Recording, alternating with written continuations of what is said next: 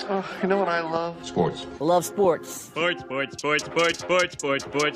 it comes to Texas A&M. Where are you getting this information? Let me tell you. Welcome to TexAgs. It's here. It's time. There's always a buzz in the air when you hit this moment. He is a guy that has gotten better and better and better. He's just got that dog in him. We will develop men. We will graduate players, and we will win championships on the field. I think of him as this hawk. Before long, he's going to be swooping in on those quarterbacks. And they embody what the school is about. It's about getting into hard situations and getting ourselves out. It's about working hard. It's about doing amazing things. And this is a real program. It's not fake. This is a real place. And if you want to be really good at football, this is a really good place to be. You know, if I'm betting on anybody, it's the Aggies.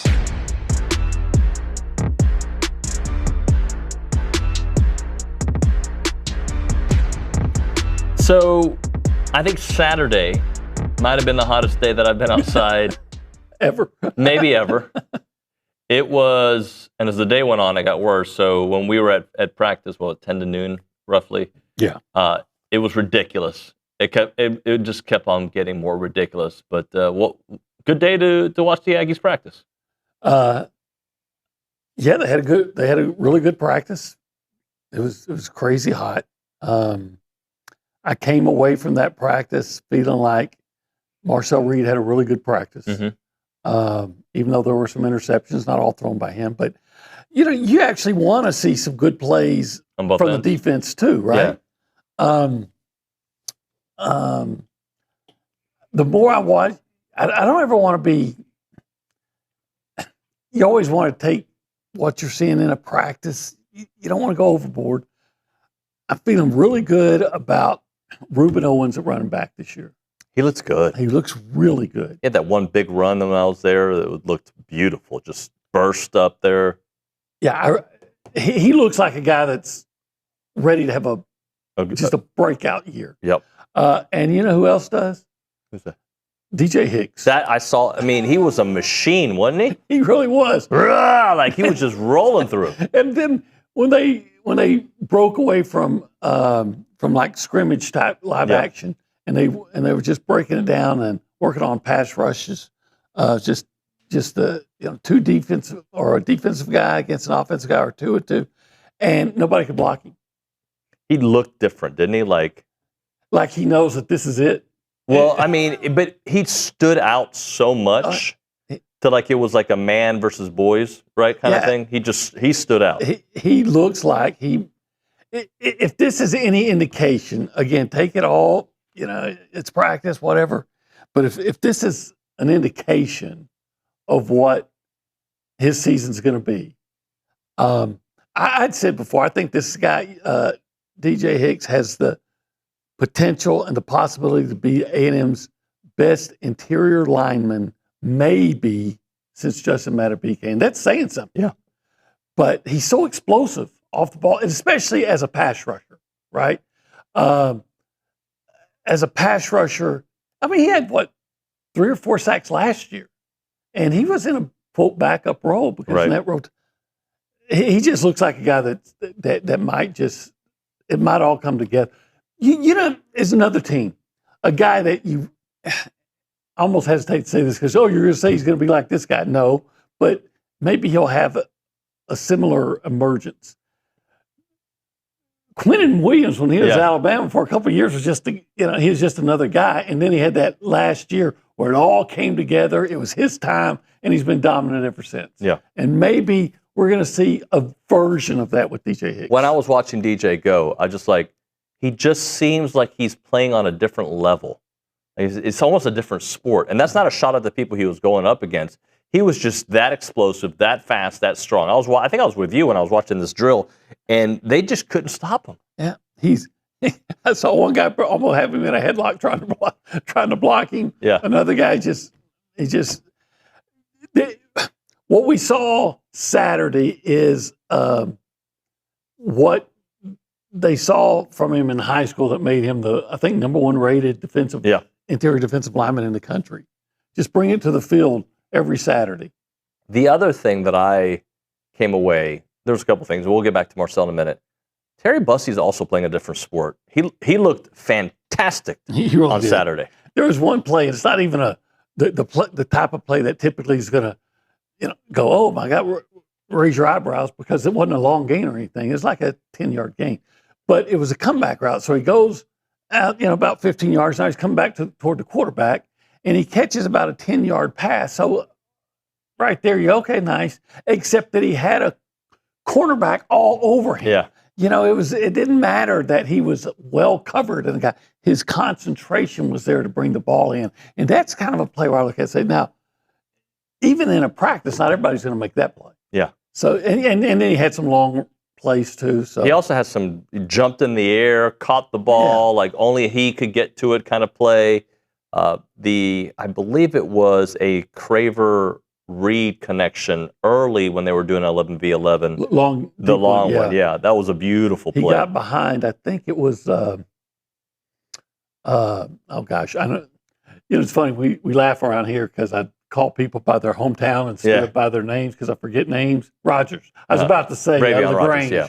But yeah, Ravion Rogers got behind him, and it was a deep ball, and it was beautiful. Hey, no shot at Bravion. Mario Craver gets behind a lot of guys, even against Miami. Yeah. He got behind that secondary and had a 50-something yard catch. And I'm with you.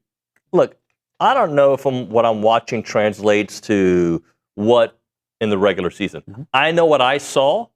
I came away impressed. And there's oftentimes I go to practice like, I don't know what I just watched, right? There's days I have that. And then on Saturday, I came away thinking, okay, Reuben Owens. Yeah, like he's standing out. Oh, Terry Bussey. Okay, he's standing out. DJ Hicks, he's absolutely standing out.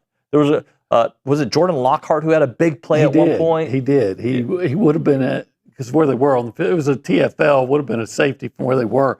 And it was a big hit. I think it was on KJ Edwards. Yeah. Who, by the way, KJ Edwards and Jamar Morrow are going to be backups, I believe. But, man, those guys have some quick feet. You dump the ball to them in a safety valve in the open field and just look for 20 yards. Boy, they got quick feet. I still don't know about the O-line. Can they protect Marcel? I did see one play, though, where Anto Saka was rushing from I guess you would say it's the right side of the O-line, left side. And this is what he's going to get all year, I think. He gets it was a heck of a chip block from the tight end. It was Richie Anderson. Mm-hmm. I mean, it was good contact. It kind of threw him off just a step, and then he comes, and then it was Rodgers just waiting on him. And that's what you're going to get all year. But you know what?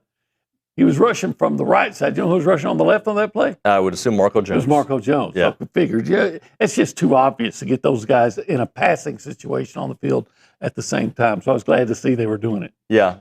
So come away not overly optimistic, but maybe more optimistic than you thought?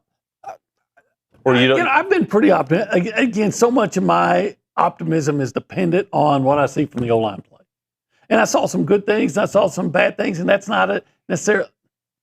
I saw some positive plays and some negative plays, and that's not necessarily a bad thing. Like we said before, I want my defense to be able to make plays too. Right. And quite frankly, I've never had any. Well, never. I haven't had many concerns. We've talked about this the last few weeks. I think the D-line's going to be pretty good. Yeah. So I don't get too concerned yet about the O-line either, if the D-line's making some plays. Because like I said, I think a lot of teams, and maybe all of them, are going to have trouble blocking DJ Hicks if that was any indication of what's coming. Our buddy Josh Pate went through his standings or his record predictions for the SEC. Has A&M as a 9-3 team in the SEC. It's fair. It's fair right now. And you've always said eventually a 9-3 team's going to get into the SEC is going to get into the playoffs. I'll believe when I see it. But I would have said that about Indiana winning the national championship. Sure. Too. 9-3 is I think that'd be a successful season. Wouldn't be a great season. I think you got to find a way to win that 10th game, Josh. Yeah. And if that O-line comes together quickly, then I'm going to believe they're going to get it. So, did you see all the reports out of Austin this weekend? Yeah, I saw Ty Anthony Smith is either, depending on how you want to interpret it, he either left the team or was dismissed from the team. Yep. No, he was disgruntled. I don't know why. Didn't they say that Cam Coleman got hurt, and then now there's like maybe I haven't seen. that was a scam. Or something? You mentioned it to me. I hadn't seen anything about Cam Coleman getting hurt. Yeah, I saw something that somebody had a report. At first, I thought I read that it said Anwar Richardson, which is why I went, oh, because I think he's a bona fide reporter, right? But then you wonder nowadays who's trying to. Is it Ankar or Anakin Richardson? So I don't know. I don't know if he got hurt or not. I haven't seen anything about that. I did see that. Is it Hayward Howard, the dad who went on social? Yeah, whose dad is he? He's a freshman who moved in January that they were excited about, defensive back. But he was saying, I'm going to expose what's actually happening here in Austin. Then why say it? Yeah, just expose it. Just expose it. Why do you need the build up? I mean, if you got something to say it. Or unless you're trying to say that because you want Sarkisian to call up and say, okay, here's that $50,000 we promised. And then I'm just speculating, of course. And then there's Arch not looking as sharp, apparently. I don't read into any of that stuff. Yeah. I don't overrate the preseason and the fall camp. I don't underrate it.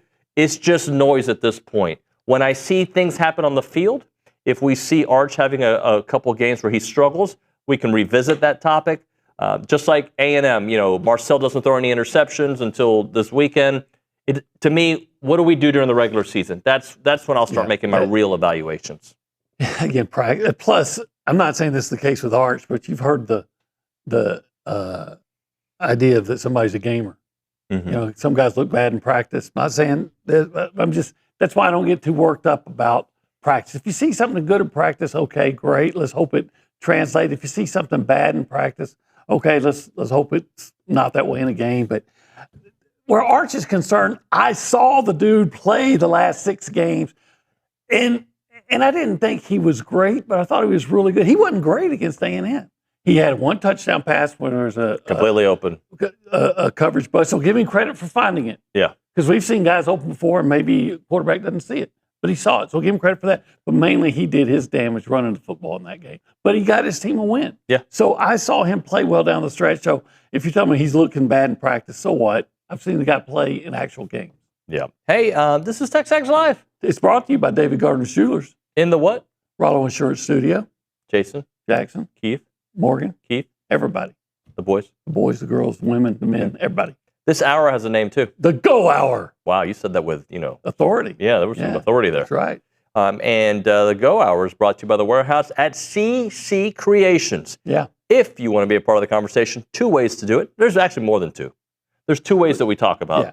Which way number 1 is? You can call us on the Buffy's Catering and Bartending Hotline. 979-693-1150. The other way is to text that number. Texas. We changed the name. Yeah, we changed to the Catalyst Pure Performance Energy PPE text line. Visit drinkcatalyst.com, buy any 12-pack, and get the second 12-pack free. Just use the code TexAgs at checkout to get that offer. I recommend the orange flavor.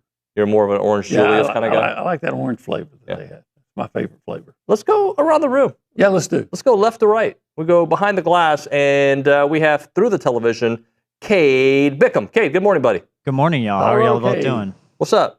Well, I was thinking about this when you guys were talking about some of the fall camp stuff from this Saturday.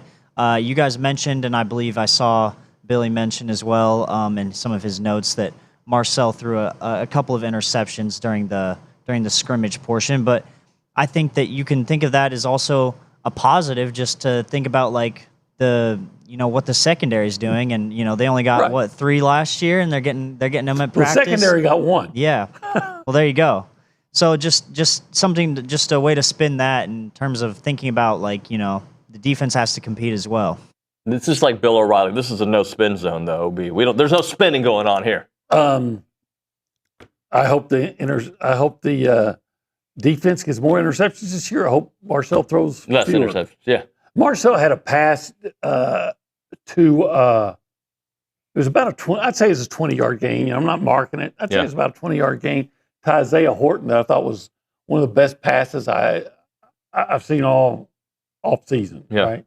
It was maybe back shoulder fade, but right on, so perfectly placed, a lot of touch. Yeah. Because Isaiah was, when I say well covered, no, heavily blanketed by Des Ricks. There was only like a 6 to 8 inch window where the ball could have been thrown, where it could have been a complete, and it was fit perfectly into that window. Let's go to the Angry Elephant News and Social Center. Kayla Gaither is there today. Gaither, what up? Good San morning, Antonio. you guys. San Antonio, that's right. Yep, Monday mornings with Kayla. Yes, Monday mornings with Kayla. Let's make it a thing. So A&M played some soccer this weekend. I don't know if y'all saw. 5-0, let's go. 5-0. They opened their regular season play at Ellis Field at home this weekend, and they beat Sam Houston State 5-0. Tell me about Trinity Buchanan, right? Yeah, Trinity Buchanan and freshman Ireland Churchill scored 2 goals each during the game, and then freshman Ciara Jade Mitchell scored 1 goal late in the game to make it 5-0. Ireland Churchill is going insane. She had an assist and 2 goals. She scored 3 goals already this regular season. Trinity Buchanan has scored 5 goals in 4 games, which ties her record from last year. We're very proud of her. Very proud of her. Yeah. The Buchanan family is very proud. Proud of Bobby Shuttleworth as well, getting his first home game win. Yeah, they needed that after that loss against Texas State. Yeah, that heartbreaking loss against Texas State was definitely something that, the Aggies needed to come back. Somebody told me Texas State is ranked very high. They actually beat Baylor, they were ranked number 6 this weekend. So they're a team to watch for sure. But yeah, it kind of makes that loss feel a little bit less hurtful, but still, When you lose late, it doesn't feel good. It doesn't feel good anyway, but. We also have some volleyball over the weekend. Yes, A&M did play volleyball this past weekend. Unfortunately, going 0-2 against Louisville and SMU. The biggest storyline out of that weekend is that Kendall Stowers was hurt. She did not play in both games. Apparently was a back injury, and she aggravated it during warm-ups against Louisville. So Jamie Morrison did say that he believes Stowers' injury is not a year-long thing. So looking forward to seeing her recovery, hopefully coming back soon, but also taking time to rest for that injury. So not a year-long thing. Sounds like not a short thing either. Right. I mean, I guess it's a TBD. TBD, no speculation, but aren't we all? Yeah, just hopefully she's healthy. Send her over to my chiropractor. I always feel better. Who knows what's her ailment? It may not be. Yeah. Well, I had back issues. I can see my chiropractor makes me ride his ring. Is that right? You have one here in town? Yeah. Okay. Yeah. All right. Well, let's do one more, Gaither. One more. Well, some news coming out of Sunday is that tight end Daquan Wright is coming back to college football if he clears waivers. He was on the Cleveland Browns. Originally was an undrafted free agent to Philadelphia.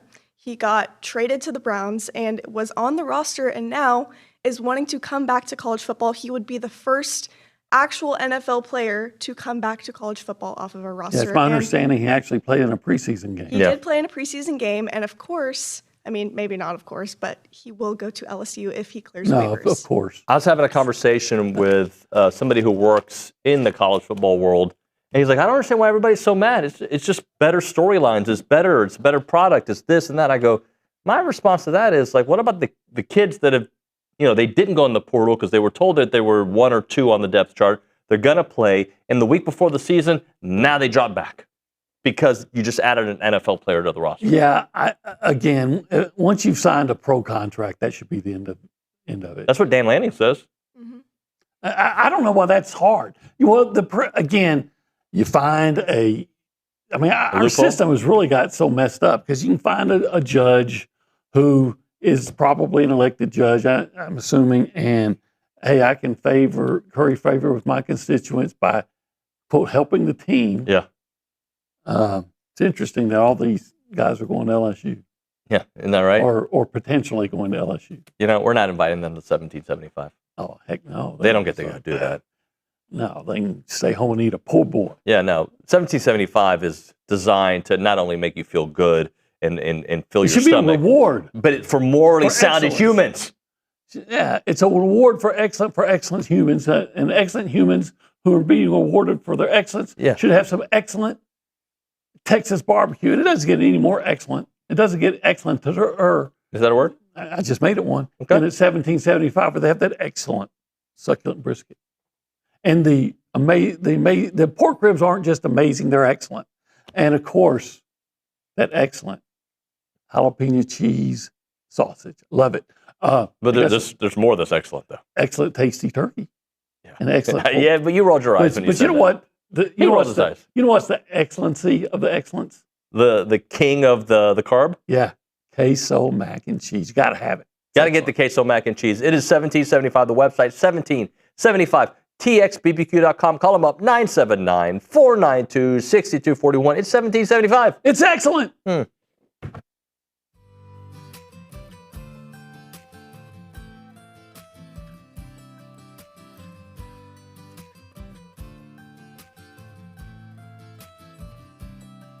Hey everyone, David Nuno here of TexAgs Live. I want to introduce you to the team at Holistic Planning. Got Jason Barber here, Taylor Pankratz, and also Paul Meredith. Jason, I want to start off with you. What really sets Holistic Planning apart from the others? Yeah, so what makes us different is most financial advisors stop at investment management. On the other hand, Holistic Planning, we manage investments, taxes, and estate planning all on one team, all underneath one roof. Now, Taylor, when everything is coordinated like that, it really helps the bottom line, doesn't it? It really does. When your investments and taxes are working together, you stop leaving money on the table and keep more of what's yours. Paul, Holistic Planning is trying to expand as well. That's true. We just opened our Houston office, and we're looking for people who feel like their advisor isn't seeing the full picture, because that's exactly what we fix. And Jason, there's other opportunities beyond that. Definitely. If you're a financial advisor and you want to join the Holistic Planning team, we're looking to add 50 teams in the next 5 to 10 years. So check out holisticplanning.com/advisors. All right, so if you want a team that actually coordinates everything, go to holisticplanning.com. Aggies, this one is worth it. Hey everyone, David Nuno here of TexAgs Live. I want to introduce you to the team at Holistic Planning. Got Jason Barber here, Taylor Pankratz, and also Paul Meredith. Everyone, David Nuno of TexAgs Live, and I'm here with Brandon Moreau of Brazos Valley Floor and Design. They're a family-owned business, and Brandon used to work for the A&M football team, the Texans, you name it. Brandon, tell us a little bit about Brazos Valley Floor and Design. Yeah, like you said, family business. We started in 1999.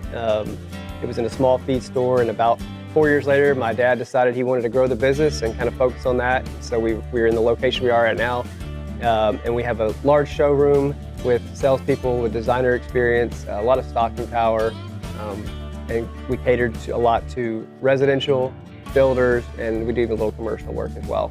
Tell me about your other company as well, Premier Countertop Design. Yeah, Premier Countertop Design is right there on site, so it's kind of a one-stop shop. People can come by, they can look at their slabs that they're going to cut, they're going to compare to their cabinet colors, their backsplash that they're going to do at our flooring store, and we have a lot of digital. We're doing a lot of digital stuff. We're templating, water jet, laser measuring, all different things like that.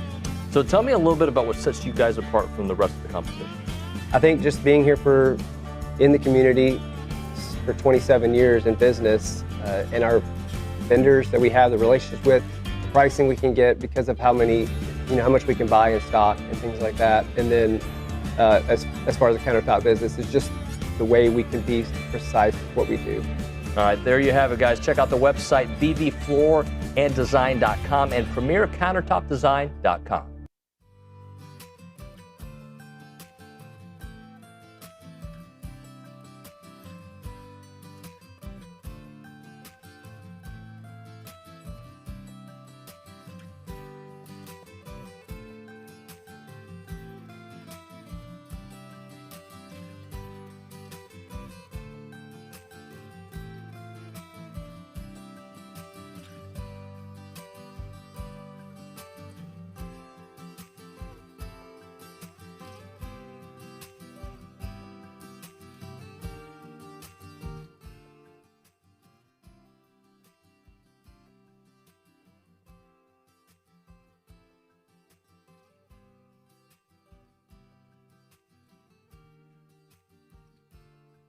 We're back here on TexAgs Live. We are presented by David Gardner's Jewelers. We are in the Rollo Insurance Studio. Time for 25 and 25, presented by Paragon Financial Advisors, an Aggie-owned independent fee-only fiduciary serving families and business owners nationwide. Visit paragon-adv.com. And OB number 5 is Damian Sanford. Yeah, look, Damian Sanford, I don't have his numbers right in front of me. I think he's around 60-something, 65, 70, I don't know, something around their tackles last year, but that doesn't, even begin to tell the story, right? A backup that got pressed into action because of an injury in the Notre Dame game. And what do you know? Starts making plays left and right. The one that I really always will stand out to me was in that Notre Dame game, 4th and 1 around midfield. Look at Jeremiah Love, right? He's a running back that was taken either 3rd or 4th the entire NFL draft. And in the open field, look, he's coming around in, it's one-on-one, and Damian Sanford makes a tackle, stops him, kind of turned huge play in that game. So I can remember he just made big plays. Missouri, he's the guy that hit the quarterback that forced the fumble pop out that Dalton Brooks. He was just making plays. And what do you know? Here's a guy that was a 3-star prospect out of, is it Paytow High School? Paytow, yeah. I think that's his high school. 3-star guy. And then we're all worried after he got hurt in the spring, did they lose their best defensive player? And fortunately, he's coming along. We don't know when he's going to be playing, but he's definitely going to be playing this year, hopefully sooner than later. Yeah, he, when we saw that injury happen, I just started thinking like, man, next season could be rough. And I know they had the depth behind it, but you can't lose your highest rated or close to highest rated defensive player and be better. You just can't, right? Just like when we talk about the offense losing Casey Concepcion, they have found ways to replenish for sure. Mm-hmm. But like the initial reaction can't be like, oh, we'll be fine. Yeah. Don't lose a guy like that. Don't miss him. And then now Damian Sanford, he could play week 1. He could. We don't know, but I don't want to see him out there week 1. Unless he's... Because they're winning that game. Sure, but if he's ready to go... If they can look at him and say, this guy's 100% without a doubt, and the injury is, it was an ankle, is completely healed and everything, great. But even then, I'd say, you know what, though, I know what he can do. So don't even chance it against a Missouri State. No offense to Missouri State. Yeah. It's like in the NFL, they don't put their really, unless you're playing for just like a few series. In the NFL, I'm not going to put the guys who are already proven in the preseason games, right? So you're going to win that game. I would bring him along slowly because he is an impact player. He's a playmaker on defense. He's a playmaker on defense who, let's not forget, a year ago today, we didn't know he was going to play. Yeah, we're like, he's a nice player. Depth. Yeah, he's a nice player. I guess he's all right. He's nice. And then he gets in the Notre Dame game, and you can't take him off the field. You can't, He was just... He made an NFL player like Scooby. Oh, by the way, you remember how that Notre Dame game ended? The last play of the game? Yeah. Remind me. They were trying to throw the ball. They were trying to throw the... who made the tackle on the sideline? Damian Sanford. Damian Sanford. Yeah. Damian Sanford's everywhere. He's like oxygen. He's like air. He's everywhere. Sometimes you don't even see him, but he's there. Think about it. You lose an NFL player like Scooby Williams for a little bit, right? And you got better. You got better. That's weird. And that's not a shot at Scooby. No. It just shows how good Damian was last year. Damian was so good. And I expect him to be better this year because I think of Edgerrin Cooper, I think of Torian York, and they were good their first year as starters, but it was their second year where they just really developed it, and like Edgerrin's case, became a raging beast, and hopefully we'll see that from Damian. Yeah. What did you think of the linebacker core overall? Were you able to pay attention to them on Saturday? I'm totally convinced that Ray Coney is going to be that's going to challenge for all conference honors. Maybe not get it, but he's going to challenge for it. And I was really impressed with him making this interception on the sideline until I realized, oh yeah, wait a minute, they got 221s out there. So that wasn't him. I was thinking, man, he got a deep drop because he was behind the receiver, oh wait a minute, I had a senior moment there.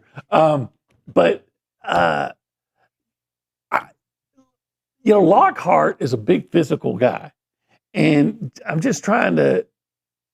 I don't know. I'm not in on the calls. I don't know. It appears that Lockhart the only is sometimes he gets out of position. So just figure that out. And you got another guy's a big physical presence. Oh, he's physical, man. Coney, you're going to have Sanford back. They got some young guys that look pretty Noah good. McHale's. Noah McHale. It's Noah McHale's time. But you know what? It won't be his time very long if Damian Sanford. I like talk about a great problem to have. You got a guy like Noah McHale who's been looking really good in practice, and when he played last year, he looked good, and it looks like this is his year to take that step from, hey, I'm a guy that can come in and play okay, to I'm a guy that can come in there and be effective. But a healthy Damian Sanford, he's not going to start in front of him. All right, so let's say you get at least Torian York level from Ray Coney, and maybe better at stopping the run, okay? Okay. You get Damian Sanford to take, let's just call it a step. Yeah. Okay? He was already really good last year. Right. And then you get Noah McHale to take the Damian Sanford step. Right? And you get Jordan Lockhart to do exactly what you need him to do, right? Be a force that is in that rotation that at times looks like all world, right? You get that from that group. And I know you got some youngsters. If you go by just appearance, Jordan Lockhart's All-American if you just go by appearance. But anyway, go on. But with that long hair. Then you think about the linebacker core, which there were a lot of questions going into. Now you start saying maybe it's a strength. Oh, yeah, without a doubt. If all the things you say are true, and quite frankly, every one of them could be true, and that's not a stretch. You know, it's like, okay, we just need to see it in game. Again, what I just said was Sanford may have a huge step, but if he just takes a step, right? If he gives you what he gave you last year, and then a tiny step forward. And Ray Coney is just better against the run. He's fast. He's instinctive. Just knows how to play linebacker. You don't make 129 tackles by accident. I don't care what level you're at. So yeah, I think they got it good. Well, we asked Lyle Hemphill about him last week or so, 2 weeks. Yep. And he's like, man, he's everything we thought he was. You know, he's a this, that, fast, all the physical thumper. Yeah, he could be a big hitter linebacker in the way of Buddy Johnson. You know, Buddy Johnson could lay the wood, man. Yeah. So I could see him being that kind of guy. Let's hit a break. Come back. Predictions. Schleibach and who's the other guy? Schleibach, sorry, I called him Schleibach. And Banaguda. Oh, yeah. Banaguda. He already has A&M in the Texas Bowl, I guarantee you. No. He always has them in the Texas Bowl. For the last 5 years, every time I've checked, it's Texas Bowl. Right? No, he doesn't have that. But Schleibach has got, I'm not going to tell you now. It's called a tease, right? Let's wait. But here's my tease. One of them has somebody going somewhere, and the other one's got somebody going elsewhere. That's the tease. Okay. One of them is good. One of them is okay. All right. One of them is really good. One of them is okay. Okay. All right. That's a tease. That's the tease. You already know what it is? I knew a few. Yeah. Tell me more. We will on the other side of the break when we get to the... Yeah, that's what you meant. All right. Rollo Insurance. They're all over the place in Texas. They got 60 awesome offices here in the great, actually more than 60 now in the great state of Texas, but they're all over the country. Their headquarters is here in College Station on Highway 6, and the difference is real. If you want an insurance provider that puts you first, that knows your situation, knows your family situation, you go to Rollo Insurance. Morgan takes care of all my insurance needs. He's fantastic, but it doesn't matter who you work with in the Rollo Insurance Group. If you're in Houston, if you're in Dallas, wherever you may be, let them take great care of you. They're all about God, family, and country, and they're all about taking care of you. You really want to experience the difference with Rollo Insurance. 888-44-ROLLO is the number. 888-44-ROLLO, or go to rolloinsurance.com/TexAgs. That is rolloinsurance.com/TexAgs.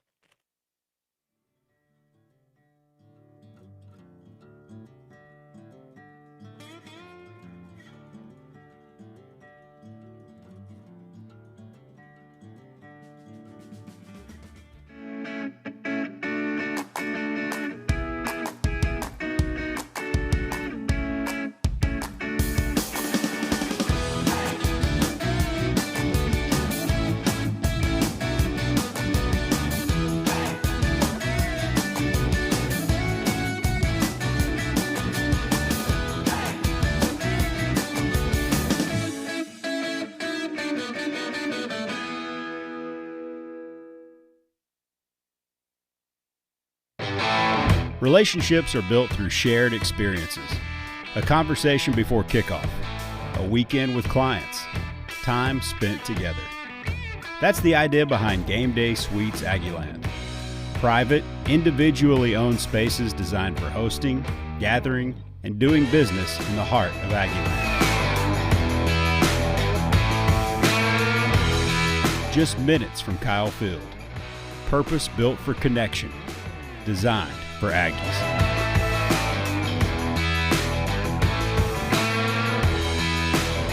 Game Day Suites. A place to gather. A place to connect. A place to belong.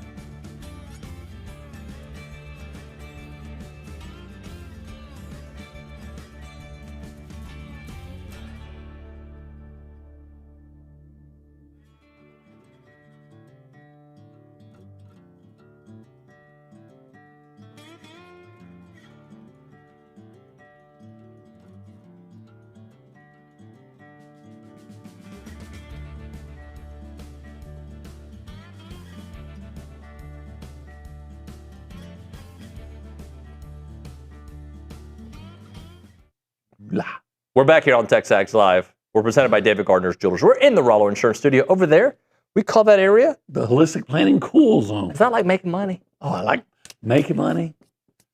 Especially that I don't have to work for, that someone else is making my money work for me. Yeah, absolutely. Love that. No, some people make it rain. I make it hail. Yeah. Pennies in the air. Yeah. I make it rain, but I'm in a severe drought. Let's talk about prediction season. All right. All right, so ESPN, Slaybaugh, Mark Slaybaugh, and Banagura. Okay. Got to get into character. What's his first name, Banagura? I think it's Bona and Gura. Oh, okay. Bonagura. Sorry. I didn't mean it like that. Anyway, your face said it all. So, who do I go with first? Texas Bo Bonagura or Slaybaugh, who's... I actually respect Slaybaugh. I don't always agree with him. That's okay. So who do I start with? Slaybaugh. He's got A&M in the playoffs as the 11 seed, playing BYU, the 6 seed. All right, let's do it. Slaybaugh. I told you I respect him. Yeah. Yeah, he's a smart guy. Okay. So we like this? Of course we do. Okay. Do you agree? Yeah, I mean, I can see that. Very feasible. Okay. I don't know if I'm there yet, but I'd like to be. I'd like to be there. Okay. That would mean there. I was going to say, would that be Provo of Utah? But no, that wouldn't be the case. That'd be in a bowl game. No, wouldn't that be a first round matchup? Oh, I guess it would be in Provo. Yeah, it would be in Provo. Yeah, it would be in Provo. I want to go. Let's go to Provo. I've driven by that stadium. It's right at the foot of the mountains. Yeah. I'd like to do that. Get all the Sprite you can drink there in Provo.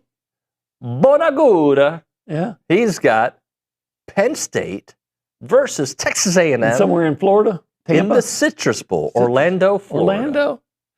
That would be a 9-3 year, right? That'd be a nice consolation prize. I don't want the consolation prize, but it'd be a nice. It'd be better than the knives, Yeah. The knives is a nice parting gift. Isn't that kind of what Texas got last year? Yeah. Yeah. I mean, again, today I want more, but that's a nice season. You know what? That for that guy, that's respect. Yeah. From that guy, he's so Slade Ball playoff, Bonagura, Florida Bowl. Bonagura. So I think Bonagura has. There's basically just a one-loss difference. There's a one-loss difference. Your face is making me laugh. Yeah, that's been the case for people. Usually it was girls in bars. One look at my face and they started laughing. But do you agree? The difference is probably 10-2 and 9-3. Yes, I do. I think that's exact. One guy's thinking 9-3, the other guy's thinking 10-2. Theoretically, as the 11 seed, could a 9-3 team be that 11 seed? Sure. And an 8-4 team in the new 9-game SEC schedule be the team that goes to Orlando? I guess sure. But I'm going to interpret it as 10-2 or 9-3. I think you're right on target. Yeah. Ahmad Hardy. Pete Thamel's reporting target return is mid-September. Okay. He has not practiced So just he'll yet. be ready to play for A&M. Yeah, when is that game? Is October-ish? October, first week in October, is it? Maybe either first or second weekend of October. Yeah, I it's think early. first. I think it's the 6th game of the year. Okay. October 10th? Yeah. Okay. 10-10. 10-10, yeah. So that game, if he's in, I guess he would have played for a couple weeks. We'll know who Ahmad Hardy is by that point. Yeah. I mean, he's a hell of a back, but I saw the Aggies beat Missouri when he was playing at his. I saw A&M beat him pre-gunshot wound. Pre-gunshot wound, yes. I will say this about Missouri. There's a lot about the quarterback situation, Austin Simmons, right? But that's not what I think is going to determine what kind of year that they have. I think the kind of year that they have is dependent on the defense. That was a really good underappreciated defense. I mean, they had. You can go look at like NFLDraft.com and look at. They had so many guys drafted off their defense. I mean, they had good players on defense, and one of their better players, I think, was transferred to Miami, right? Maybe. I mean, I'm pretty sure one of their better defensive players went to Miami. You fact check me on that. That was a good defense, though, and A&M scored on the 30. Was it 38? I always found that game to be fascinating. Is not the right word, but it was an intriguing game for me because I felt it was closer than the score said. But the score is the score. I thought it was an A&M team that it's like when your car is starting to show some signs of something starting to go wrong. It's not. I mean, you still maybe it's the ride's not quite as smooth, and you're starting to think, am I hearing something funny? But it's not there yet. And then, like the next game, the check engine light comes on. Yeah. So they just weren't as sharp as they were the previous week. I agree in the with second that. half against LSU. What do you got? Edge rusher for Missouri. He transferred to Miami ahead of the season. Yeah, and then they had some guys drafted. So that was a really good defense. I expect for a drink team to have a pretty good offense typically, regardless of Ahmad Hardy's. Obviously, you're better with a healthy Well, I Ahmad thought Hardy. their other guy was really good. He was. I can't think of his name. Josh something. I can't think of his name. Didn't he rush for 100 yards against A&M? I feel like didn't they both rush for over 100 yards, or am I making that up? Ahmad probably did because he had his first run was like 50 yards. His last run was like 35 or 40, and he didn't do a whole lot in between. Yeah, they both were pretty good in that game. I'm going to look it up. Gaither's going to give me, because I remember thinking dude, we're having a hard time. A&M's having a hard time stopping both of these guys. Roberts ran for 110 and Hardy ran for 109. Yeah, there you go. Nicely done, David Nuno, con la memoria. What's Roberts' first name? Jamal. Did I make that up? No, you did not make that up. Yes! That's correct. Freaking A. I'm glad I said freak. Roberts, 6.5 yards per carry. Ahmad Hardy, 8.4 yards per carry. But if you could take, and you can't, but if you took the first, it's like the way they used to score gymnastics, they probably still do in the Olympics. You take the highest one out, lowest one out, or take the middle. If you took the first in the last out, he probably averaged around 2.5 yards a carry. Well, they still do that, by the way, for gymnastics. I've never covered gymnastics. Well, and here's the reason it didn't matter for that game is because on the at the quarterback position in that game, they had that first, I think it was his first start, if I'm not mistaken, Zollers, 7 for 22 for 77 yards. So, the other bit of news in the SEC, as expected, Keelan Russell named the starter, at least for week 1, in the Bama opener. Okay. Yeah, I think everybody expected that from the way it was going, but yeah. It didn't matter, though, because everybody's the Alabama quarterback, regardless of who it is going to be. One step ahead of Marcel, apparently.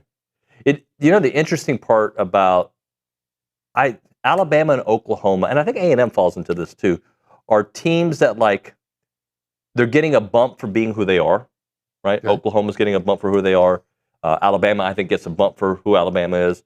And then you see, like, predictions from Vegas, and, like, I think, is the Bama over and under 7.5 or 8.5, and then Oklahoma 7.5. I think that's what it is. I could be wrong on that, which is interesting. A top 10 team today, but Vegas has the number, and I could be wrong on that. I'm pretty sure I'm close. 8.5 for Oklahoma. For Alabama. And then for Oklahoma, let me look at Oklahoma. I think that's 7.5. I wonder when was the last time the under/over on Alabama was just 8.5. Probably not recently. Probably go back to, Saban's first year? Maybe, yeah. Second year, maybe? There's been multiple over-unders for Oklahoma. It's been about 7.5 to 8.5. See? So FanDuel has them at 7.5. That's what I thought. Okay. Gaither's on top of it. Yeah. She may be a closet degenerate gambler. Whoa. Or she just Googles fast. I'm an openly degenerate gambler, by the way. I'm not. Does that surprise you, Opie, that I am? No, I'm not surprised. Yeah. I would wonder who, unless it's your children, I would wonder who it'd be a great debate and contest or whatever to see who is a bigger tightwad between Stephen McGee and David Nuno.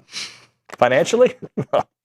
Your kids notwithstanding, because you spend on your kids. Yeah. But, I mean, my kids will tell you when we go on road trips. Yeah.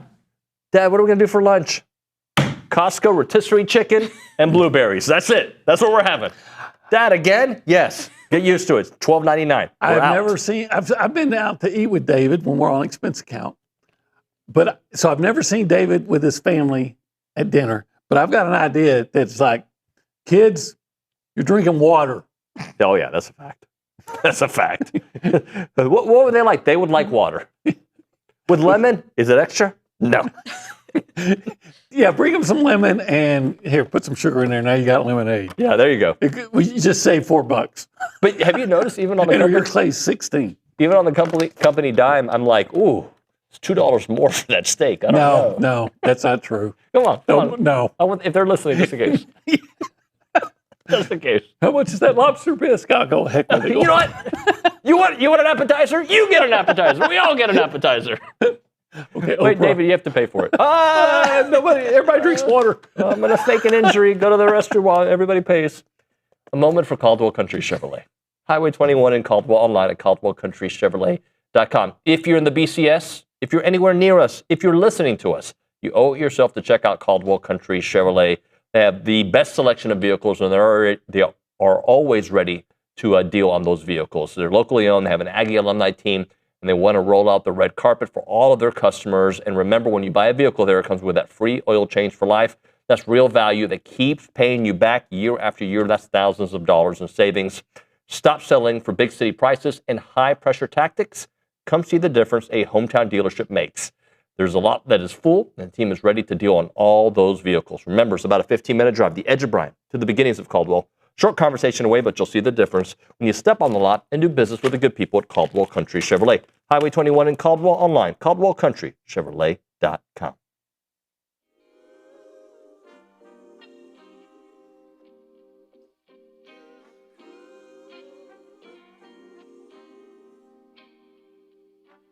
Everybody, David Nuno here from TexAgs, here with some of our new friends from Frog Slayer. We've got the CEO, Ross Morrell, and the VP of Revenue, Jacob Stone.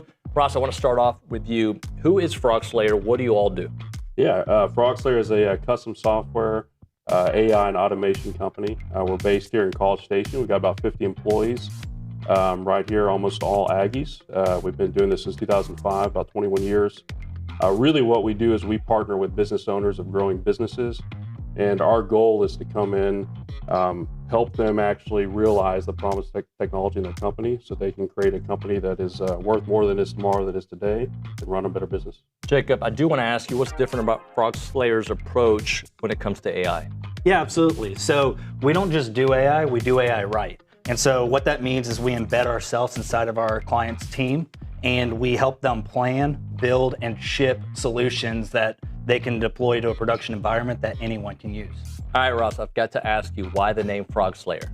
Yeah, it's an old riff off Mark Twain quote. So he said, the hardest thing you got to do today is eat a frog. It's best to do it first thing in the morning. So that's kind of our ethos of doing hard things first. And it's also a nice tie into gigging. Yeah, I love that. Jacob, let's close out. Where can we all find Frog Slayer?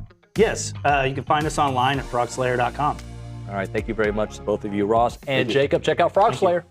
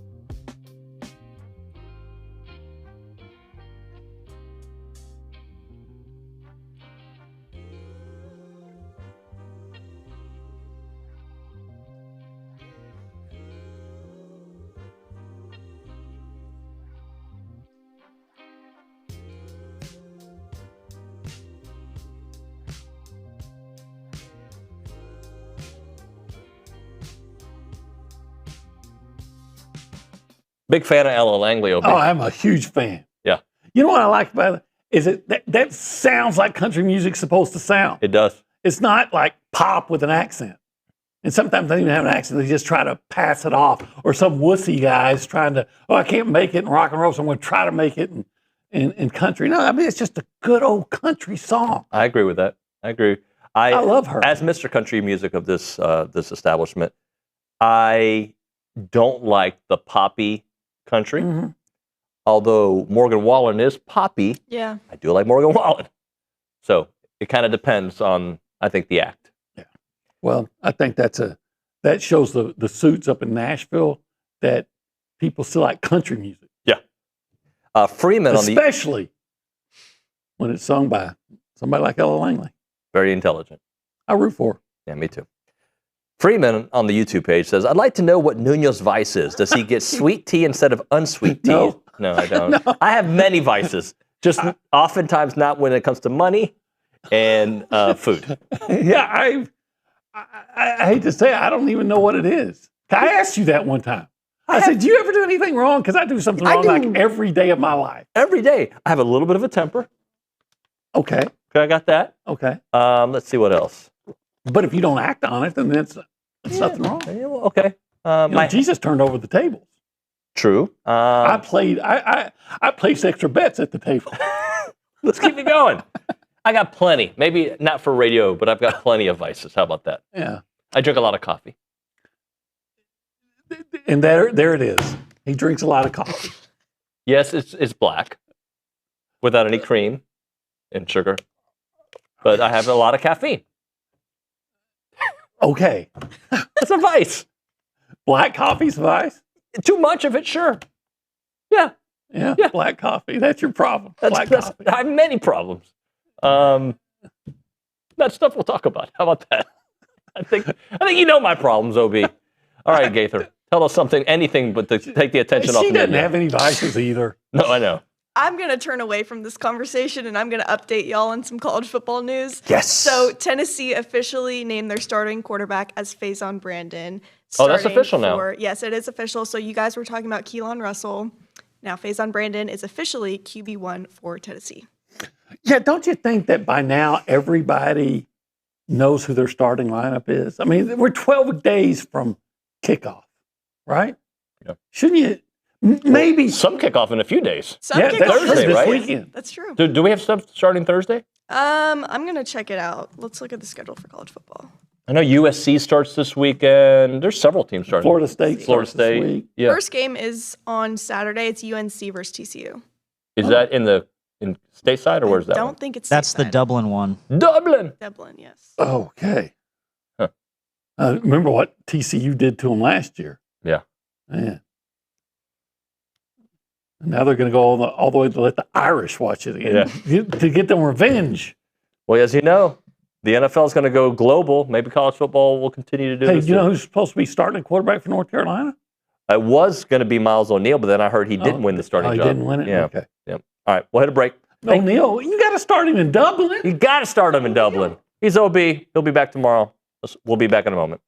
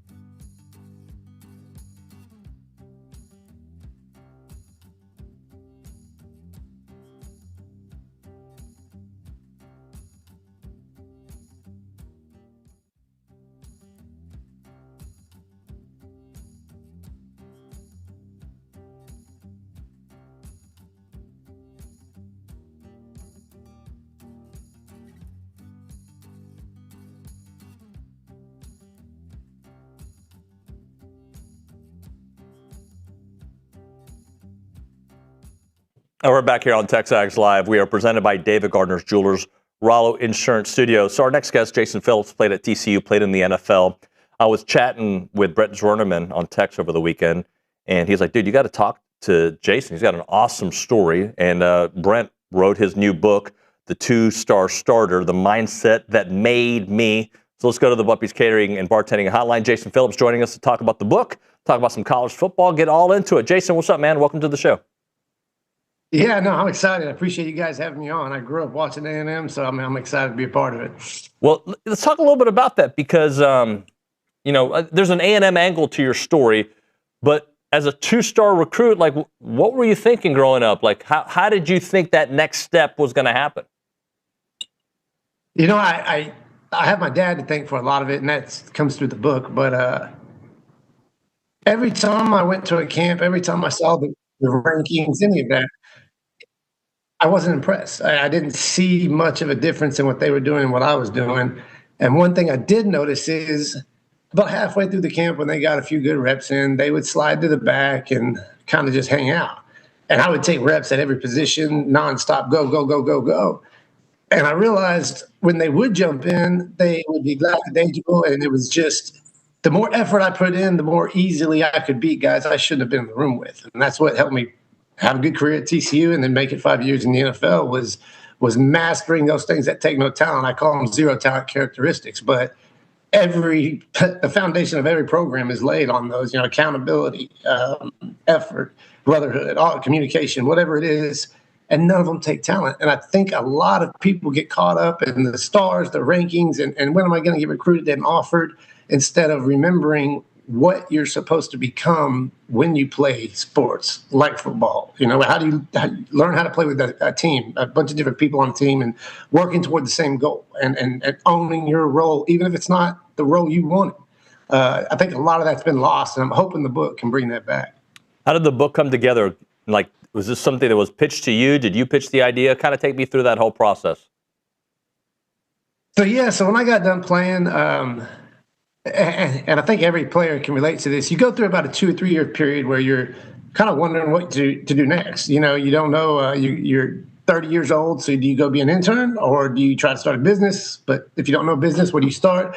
And so I guess it was my therapy. I just started to journal a little bit and just write down things that were in my head just to get them out of my head.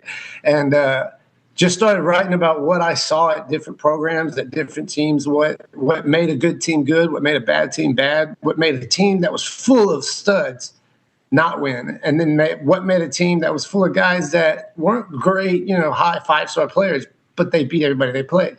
And then I started speaking to kids from my job when I was working as an athletic supply rep, and I realized that a lot of them were caught up in the rankings and the talent, and if they didn't have that, they thought, well, they kind of counted themselves out before they ever gave themselves a chance. And I think my message the message came together through the speaking, through the journaling, and I realized a lot of this kind of goes together. Let me see what I can formulate it into.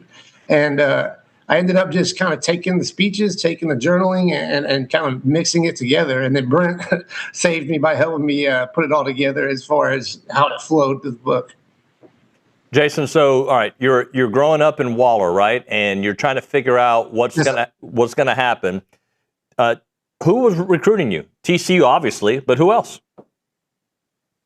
So I didn't have a lot of Division I offers. TCU offered me. I think Colorado offered me.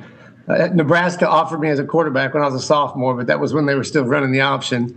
But other than that, I really didn't have a lot of looks. And A&M, I grew up on the Wrecking Crew and all those guys, and that was my number one school. That's where I wanted to go. And went to the camp. I did real good. They were recruiting me, but it was a soft recruitment. And I knew I wanted to be committed before I started my senior year just so I can enjoy it. And I knew I wasn't going to play quarterback. So when I went to camps, I just told the coaches, where do you want me to go? And I think I played slot, safety, DN, linebacker, quarterback, running back, fullback. I did a little bit of everything just to show them I was willing to do it and that I would take ownership of that if they brought me in on it. And it ended up working out that way. TCU saw me as a fullback, which I had never really seen myself. And the way I ran the ball in high school, I could see myself being good at that. And I was good at it all that first year. And I think being on the scout team that whole first year and going against Coach Patterson's defense and giving them a good look and him getting to see, my true athleticism instead of just at a camp, I think it made him realize, okay, this kid can play defense for me. And so it just goes to show, own your role, because owning my role on scout team that first year led to me getting moved to linebacker, which ultimately became the position that I was really good at. When did you realize I might play in the NFL? I don't want to say I was always skeptical just because I'm a realist. I say swing for the fences, but understand the likelihood of it happening and it not happening. But after my sophomore year and I got all conference again, I think I'm still the only defensive player to get all conference 4 years straight in the Mountain West. But I think it was after that sophomore year when I realized the game had slowed down so much for me that it wasn't easy by any means. But going into it, I wasn't nervous because I was very confident in what I had watched all week. Having a coach like Coach Patterson who prepares you the way he does, I think that going into my junior year was when I said, if I can really keep working my tail off, keep my nose clean, and do things the right way, I might have a shot at this. And then I ran a 4.5 at my junior day, and it just took me from like ranking 100 and something down to the low 20s. And by the time I was going into the combine, I was the number 2 ranked backer in Mel Kiper, and I think McShay had me at number 3. So there's a story with Dat Win that I'd love for you to share with our audience. Was it at the combine? Where did this conversation with Dat happen? Because I think he reached out to you after, correct?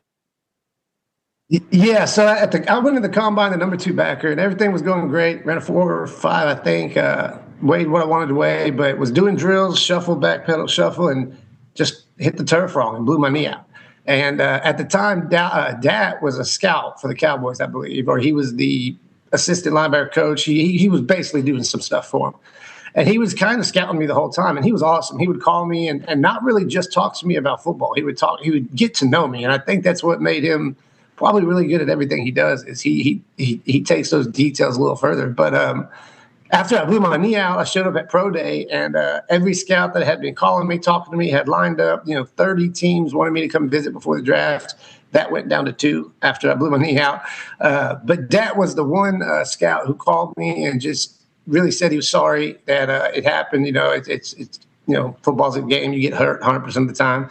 And that they weren't going to be able to take me. And that he was sorry about that, but he wanted to be upfront, honest with me. And I always thought Dat was a special individual just from watching him play and hearing him talk and see how humble he was. But when he called me there, it really made me realize I looked up to the right person, because I don't think the other scouts meant anything by it. I just think he took the time to realize, man, that's a tough break. Let me, reach out to the kid and let him know, we're not going to be able to take you. So just understand it's a business, but we really respect you. We really liked what you did, and keep working, because once you get better, you'll get your shot. And it just reminded me of what he reminded me of when I was younger, which was size really doesn't matter. So, it's how you handle those zero talent characteristics. And I really needed that at that time, because I was a little bit down, and I needed that to get back into rehab and get my knee stronger than it was before I got hurt, so I could come back and have a great year when I did come back. You looked up to Dat too, right? When you were younger, he was kind of a player that you kind of watched. I love his whole story. I still remember, was it UCLA Cotton Bowl, when he had like 20 tackles and he had that pick and he lateraled it, and it just made me realize, like, man, this is a selfless playing son of a gun, and then to have the wherewithal to realize, I'm not going to score, but hey, let me talk, lateral it to my buddy, and the courage to do that. That's kind of a scary move to make, and that just showed he had belief in his teammates, and everything about him I've always liked. And if I remember the story correctly, obviously you grew up wanting to go to A&M, and then not only did things change with the way you were being recruited, but like when RC left, it kind of changed the perspective, correct? Yeah, a little bit, yeah. I was a huge RC Slocum fan. My dad really, as a coach himself, and was telling me about all the things he did the right way, and how he'd be a great coach to play for. And it didn't make me not want to go there anymore. It just bummed me out a little bit, because I always thought playing for him would be the best thing ever. Just because, growing up watching Jackson Appel was another guy, I looked up to coming out. And So when I didn't get the heavy recruitment I wanted, it kind of lit a fire inside of me. But there was always that voice in the back of my head that, man, I would have loved to have been on Kyle Field. And when it's, the crowd is packed. I mean, for every game, it doesn't matter if it's cold, raining, those guys pack the stadium. And the game day atmosphere was always something I thought would be awesome to experience. I've experienced as a fan, but I've never been able to go and play a game there. Jason, let's talk some current college football for a moment. So obviously the team that you cover, I think you're doing some writing covering TCU. They start their season on the road in Dublin against Bill Belichick. What do you think about against North Carolina and Bill Belichick? What do you think about TCU this year? I really like TCU. I got a chance to go to media days, Big 12 media days, and kind of get to see how things work from the other side of the camera. And listening to those guys talk, I heard mature players. They all had the same message, and it wasn't me. It was more of a we message than it was a me message. And when you have leaders on the team who are taking ownership and taking accountability in this day and age in college football, that's how you build the foundation of your team. You have your developmental players that you bring in, and that's your culture. And then every now and then you have to plug in a stud defensive end that can rush the passer or a deep threat. And then, to bring it all together, you got to have a coach that can bring those guys in and make them mesh. Joey McGuire is a great example of that. But, as far as the first game goes, I think it comes down to who can really focus in and say, this is a business trip. Yeah, you're in Ireland, big deal. That's cool. And TCU has a little bit of advantage because they've had more time to play with Sonny, to learn his culture, learn his standards, learn how things work on the road. But Belichick has a little bit of advantage because he's been doing that forever. I mean, every time we went somewhere in the NFL, it was always, hey, it's a business trip. We're going to win, and then we're coming home.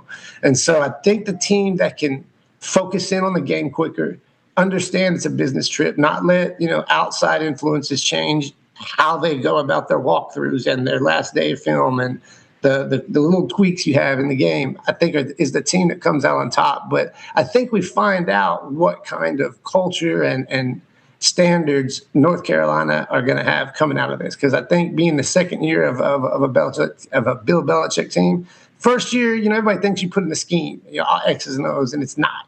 That coach is putting in his culture, his standards, his if you show up 5 seconds late to a meeting, is that acceptable or is that something that you get on? And so maybe that first year, he's the one that jumps the guy that comes in late. Well, if it takes hold this year, it should be a senior grabbing that guy before he walks in and says, hey, we don't do meetings late. And we'll find out during that game what kind of team they've become. I've told myself a bunch. I want to watch the sidelines. I want to watch the other players when bad things happen, because that'll tell me a lot about where they are. And then TCU, I think I'll learn more about them from how they handle just meshing as an O-line and a D-line. I think if they win the trenches, they're going to be a good team, because anytime you have the trenches, you have a great team.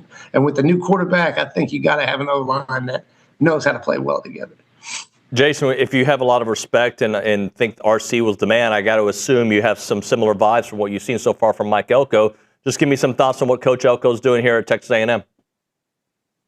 I think Texas A&M is a unbelievable play. I think they have an unbelievable fan base, and I think that makes it difficult to coach because the expectations are high. The fan base is there. They're doing their part, and so they expect you to do your part. And I think, and I don't want to say anything bad about any coach, I think he's done the best job of handling that since RC left, as far as giving the fans what they deserve. They show up, like I said, rain, snow, or sleet. And if they're going to do that, then you have to have a team that is mature, that takes ownership, accountability, and then goes and plays hard and brings back that 12th man, that real 12th man mentality. Because that was something I always loved too, was the 12th man mindset. But I think Mike's done a great job. I think he's done a great job recruiting. And in today's world, recruiting. And he's used the portal well, too. He's brought in guys kind of like Joey has. He's brought in foundational guys, and then he's brought in guys that can mesh with the guys right away and then impact the game right away. Jason, what would Jason have said back in the day about the world of college football that we're in right now, where somebody is going to be leaving a preseason NFL game and probably joining LSU and playing there. He's not going to be the only one, right?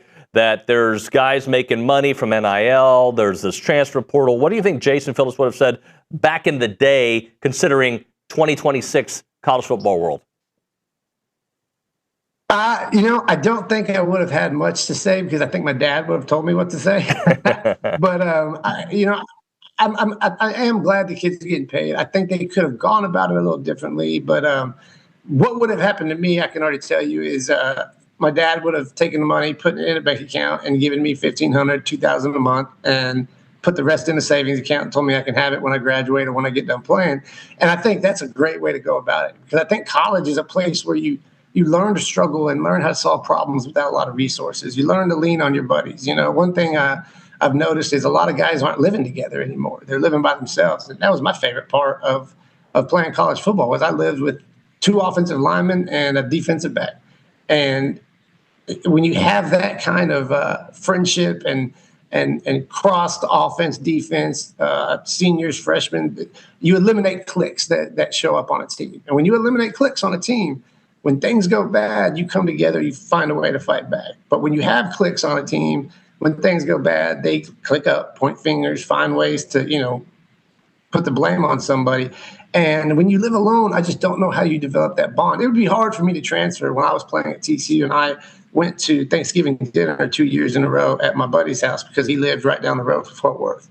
And I think that's what you lose when you don't have that camaraderie, that brotherhood that comes with I had my bachelor party recently, and I think 15, 16 guys showed up that are just good friends. And you don't get that from a check. That check's going to be gone by the time you're 26, 27. And if you bounce around a lot, you don't get the relationships with the alumni, the relationships with your buddy, and you don't get the good diploma or whatever it is. So now you're 26, you spent the money you had, you don't have a good diploma, and you don't have those guys to fall back on. And I lost a job about 2 years ago, and I had 3 of my buddies call me right away, to offer me a job. And God forbid one day if me and my wife have a son, daughter, or something happens to them, I'll have guys I can go to that are true friends that I know will be there. And I just don't think a lot of guys are getting that anymore. And I think that's what hurts the most. Jason, last thing for you. Where can you pick up the book? Where are some places you can go get it? It's on Amazon. You can, 2-Star Starter on Amazon. And I have a website, 2starstarter.com, that you can go to. And then it's linked on all my social media pages. MadeMan39. The made is my attitude determines everything. That's why it was kind of part of the title. And it's part of the curriculum I'm working on for character development in high school. But any of the social media sites and then 2starstarter.com. Jason, this has been fun, man. Thanks so much for your time. We appreciate it. Awesome story, and look forward to catching up with you in the future. Yeah, and I really appreciate it, you guys. Thank you very much.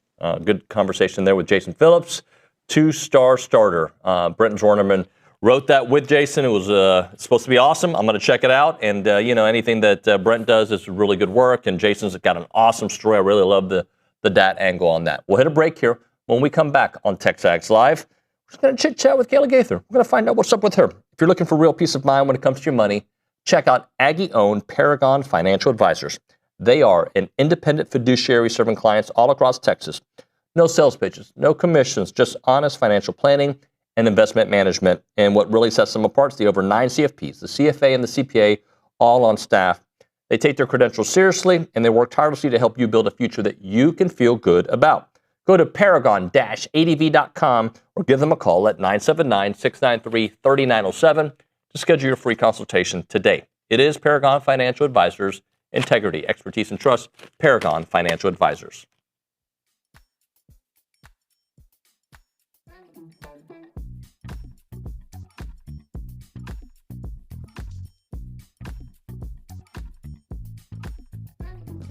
I wish I had Olin here for it because he loves energy drinks. Catalyst Citrus Spark. This is one of the new flavors out there. Whether you're grinding through workouts, cramming for a test, or closing in on a deal, or getting ready for TexAgs Live, you never know, right? Fast becoming the go-to fuel for Aggies everywhere. Zero sugar. I'm all in for that. Or synthetic sweeteners, no artificial colors or flavors. Catalyst delivers Clean, high-performance energy with smooth, crisp taste that is never syrupy, designed for both health and hustle. You want to get going? You use this catalyst right here. It's about pure energy and pure results. And what sets them apart? Packed with premium nootropics blended to boost focus, clarity, and mental stamina. I need this. I'm in, guys. I'm in. Plus, with plant-based caffeine, vitamin B12, B6, Catalyst supports metabolism and energy production, making it more than a drink. It's your lifestyle training partner. Built for competitors on the field, Catalyst fuels strength, focus, and pure results. Buy now at drinkcatalyst.com. That is drinkcatalyst.com. Train harder, think sharper, pure results. It's Catalyst. Everyone, David Nuno here for Allen Honda. Had a great conversation with them earlier today. John Allen's the owner. He's been here forever, and also their GM, Rusty Skinner, great guy. Wonderful conversation. They're super local. They're a family-owned dealership, not some massive auto group, and they treat their customers like family because they basically are family. They're Aggie alums. They love Aggie sports, and they've been serving the Brazos Valley with integrity, with passion, and commitment to excellence for over 50 years, which is very rare, by the way, for the independents because people trust them. And that's why they've been doing it for such a long time. Whether you're looking to buy, lease, or service your vehicle, you can count on them for transparent, no-pressure experience that puts your needs first. And I can attest to it. Had a great conversation about my own situation with them.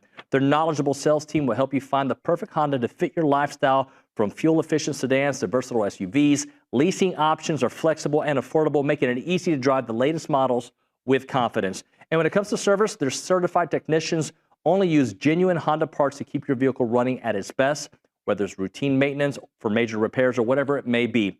And we know that trust isn't given, it is earned, and that's why generations of local drivers right here in the Brazos Valley and Bryan College Station keep coming back to Allen Honda.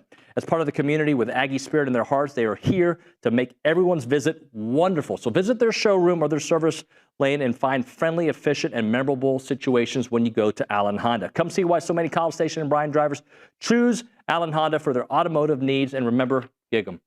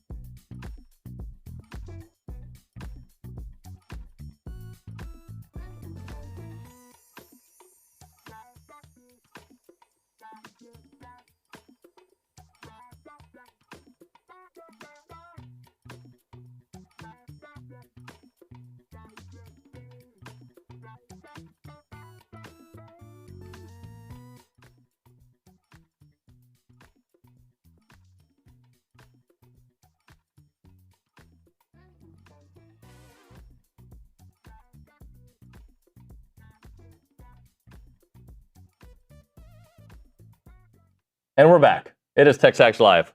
We are presented by David Gardner's Jewelers. We are in the Rollo Insurance Studio, hour number 2 of the program. Hope you guys enjoyed that conversation with Jason Phillips. It was cool to hear his story. All right, so we got some news to get into. Apparently some NFL news, some chatter on the message board. So we're going to do it with Kayla Gaither at the Angry Elephant News and Social Center. I think Biggie can come to an end, by the way. Right? I like the song. I love Biggie, but it's our time to talk. We're like 13 minutes into the segment, and it's like loud. Yeah, I can see. They don't hear me. They don't care. They're just going to keep playing it. Let's get into the news, though. Let's focus on, what we're talking about instead of Biggie. Did they realize it's still playing? Hold on. Hey, Brian Broadcasting. Holla at your boy. Thank you. You were saying. So anyway, some news out of the NFL. I don't know if, David, you saw the press conference that Deshaun Watson had over the weekend. I saw it. I thought it was a joke. It definitely was a joke. So we should probably tell people, do you want to explain what happened there? Yeah, so after the Browns preseason game, Deshaun Watson during that game was booed several times, assuming just because of the way he was playing, because it was not a very good quarterback play. And he has been a disaster. He has been. Ever since he's been to Cleveland, it hasn't turned out well for Deshaun Watson.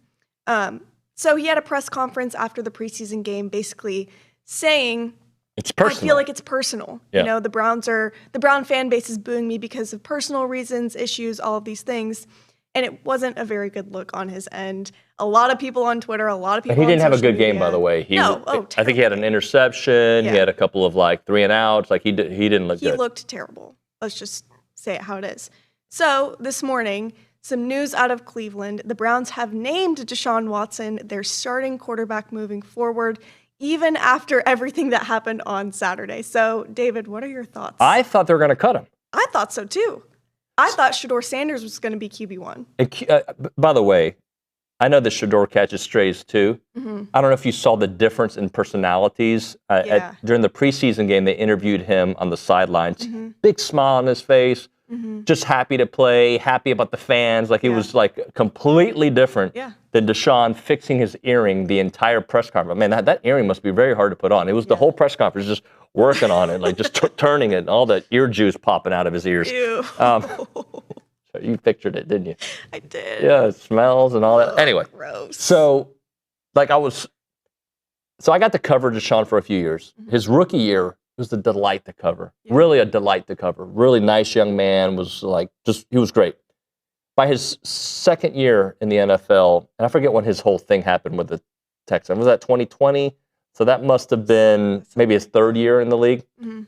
But his second year in the league, he started changing. Yeah. At least he wasn't the same young, happy to be in the NFL, which happens a lot. That doesn't speak much to it. And then obviously we all know the drama that unfolded, right? Yes. And the Texans, who I thought were a joke of a franchise, won that trade. They absolutely they balled out. That worked out great. I did not want Deshaun to go to Miami, which was there was a good chance he could have gone to the Dolphins.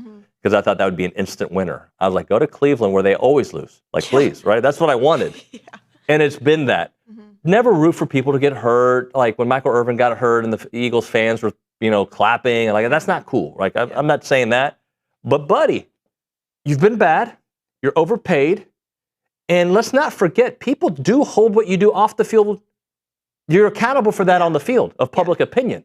I saw a tweet where it said, you can either be a bad person or a bad quarterback. You can't be both.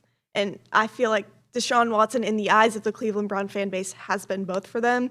And obviously, people are going to take things personal. They're not going to forget what happened.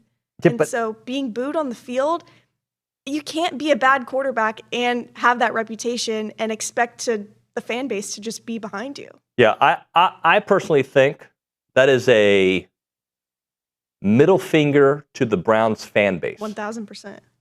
Yeah. And if I were the Browns fan base, I wouldn't go to these games. I wouldn't either. Right? I'm sure they're going to go because it's football, right? But again, is there more to the story? Are they trying to show how bad he is so they can cut him so they don't get in trouble by the NFL Players Association? I don't know. I don't know enough about it. I don't actually care enough about it. I don't know if our audience does, but I thought it's big NFL news with a guy who did play in this state. Yeah. And a very polarizing person, for sure. Definitely. What else do we have? All right, so moving on to another topic. On the message boards this weekend, Trinity Ag posted a topic that I thought was interesting to bring up. Trinity Ag, what up? So I'm going to read their what they posted about it, and then I'm going to ask you your opinion. Sure. So they said, pundits all over the internet are downgrading the Aggies over the challenges of integrating potentially 3 to 4 transfers on the offensive line. Yet LSU has 18 of 22 players on their offense too deep coming from the portal. And because of Lane Kiffin's reputation, this is just supposed to all work out. It isn't like Cignetti, where he brought the core of his previous team with him. Only 2 guys on offense and 4 overall are from Ole Miss. Does everything we know or believe about the team cohesion and culture just not apply to a Lane Kiffin locker room? Yes, he's the portal king and has made the annual patchwork quilt at Ole Miss, but not at this scale. Is there a point where he can't make this all work out and it implodes on him? Possibly, sure. But this is where I think there's a difference between I think both A&M and LSU are all getting 9-3 potential playoff love. Yeah. Okay. What do we know about Lane? What is his reputation? I mean, we know that he's transformed teams. He's a great offensive mind. Bam. What do we know about Coach Elko? That he's been proven to be a winner at Texas A&M. And what about his defense and defensive line? Stellar defense, stellar defensive line. So my point is, there is complete change at both the offensive line and defensive line for A&M. we don't talk about the defensive line as much as we do about the offensive line for a couple reasons. I believe defensive line, we just feel like Coach Elko's reputation, they're going to get it done. They're going to figure it out. Conversely, for Lane Kiffin, offensively, you feel like they're going to get it done. Right. Right? And Lane has had the ability to, like, last year's team was not supposed to happen. That was supposed to be a rebuild year. They sent a bunch of dudes to the NFL the year prior. So he does have the ability just to make it work with a bunch of mercenaries. That's been what he has done. Look, I understand the argument. Like, how much of that offensive line is brand new for LSU? I don't have the answer to that. I mean, obviously, a couple of them came here to Texas A&M, so it probably does look significantly different. I think that'll be a huge question, how their offensive line does. But I feel like when you hear people talk about Texas, when you hear people talk about LSU, when you hear people talk about A&M, when you hear people talk about Alabama, you're hearing, how does that offensive line look? So do we have that number on LSU? There's not a specific number. It just says that there was a mass overhaul of the offensive line. So so it is something to pay attention to, right? It is, yeah, for sure. And Sam Levitt is, I don't believe, as mobile as Marcel Reed. Right. Gutsy quarterback for sure, coming back from a Liz Frank injury. It'll be interesting to see how he does.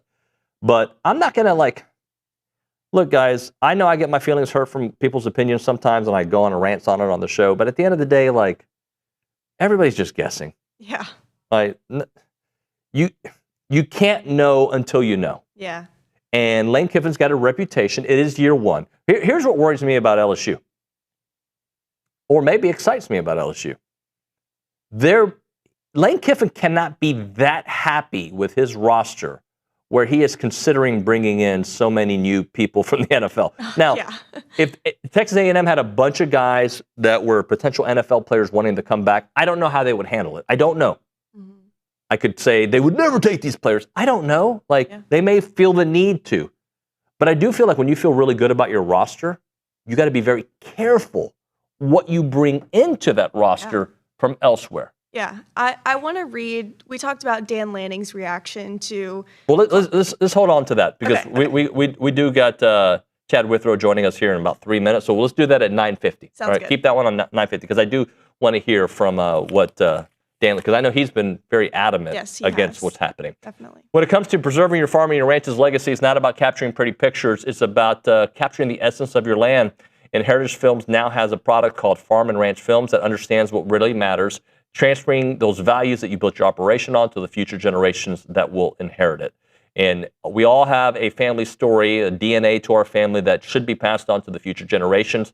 And the best way to do that is by having a heritage film done about your family. It is just an awesome, awesome product. I think you guys are going to love it. It is a documentary about your family business, your family ranch, whatever it may be. Farm and Ranch Films are going to capture the wisdom that your grandkids are going to need in the future. Visit yourheritagefilm.com, yourheritagefilm.com, or call Chance up at 713-893-8341, 713-893-8341. It's Heritage Films.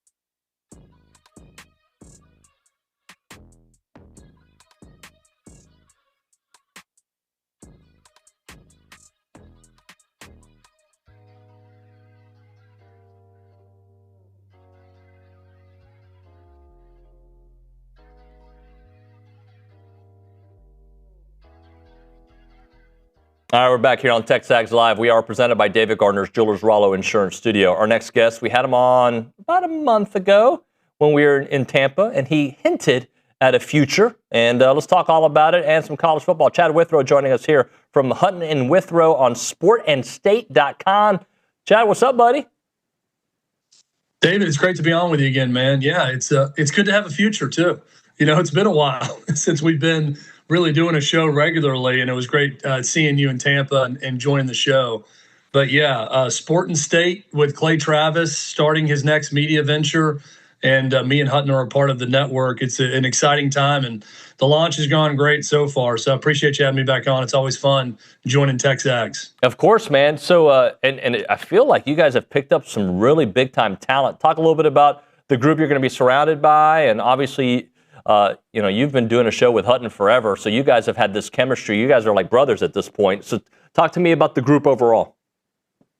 Yeah, it's a really good group. And I think Clay's belief is, you know, you hire fewer people and you let them do their thing, but you talk about the right things. You get into the right stories.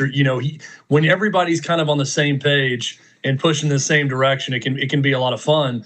And what I love about Clay is he hires hosts or talent to do their thing. You know, he's not someone who's going to meddle in what you're talking about or what you're doing. He wants to hire you and let you do it and not have to be there to micromanage every decision that's made about content.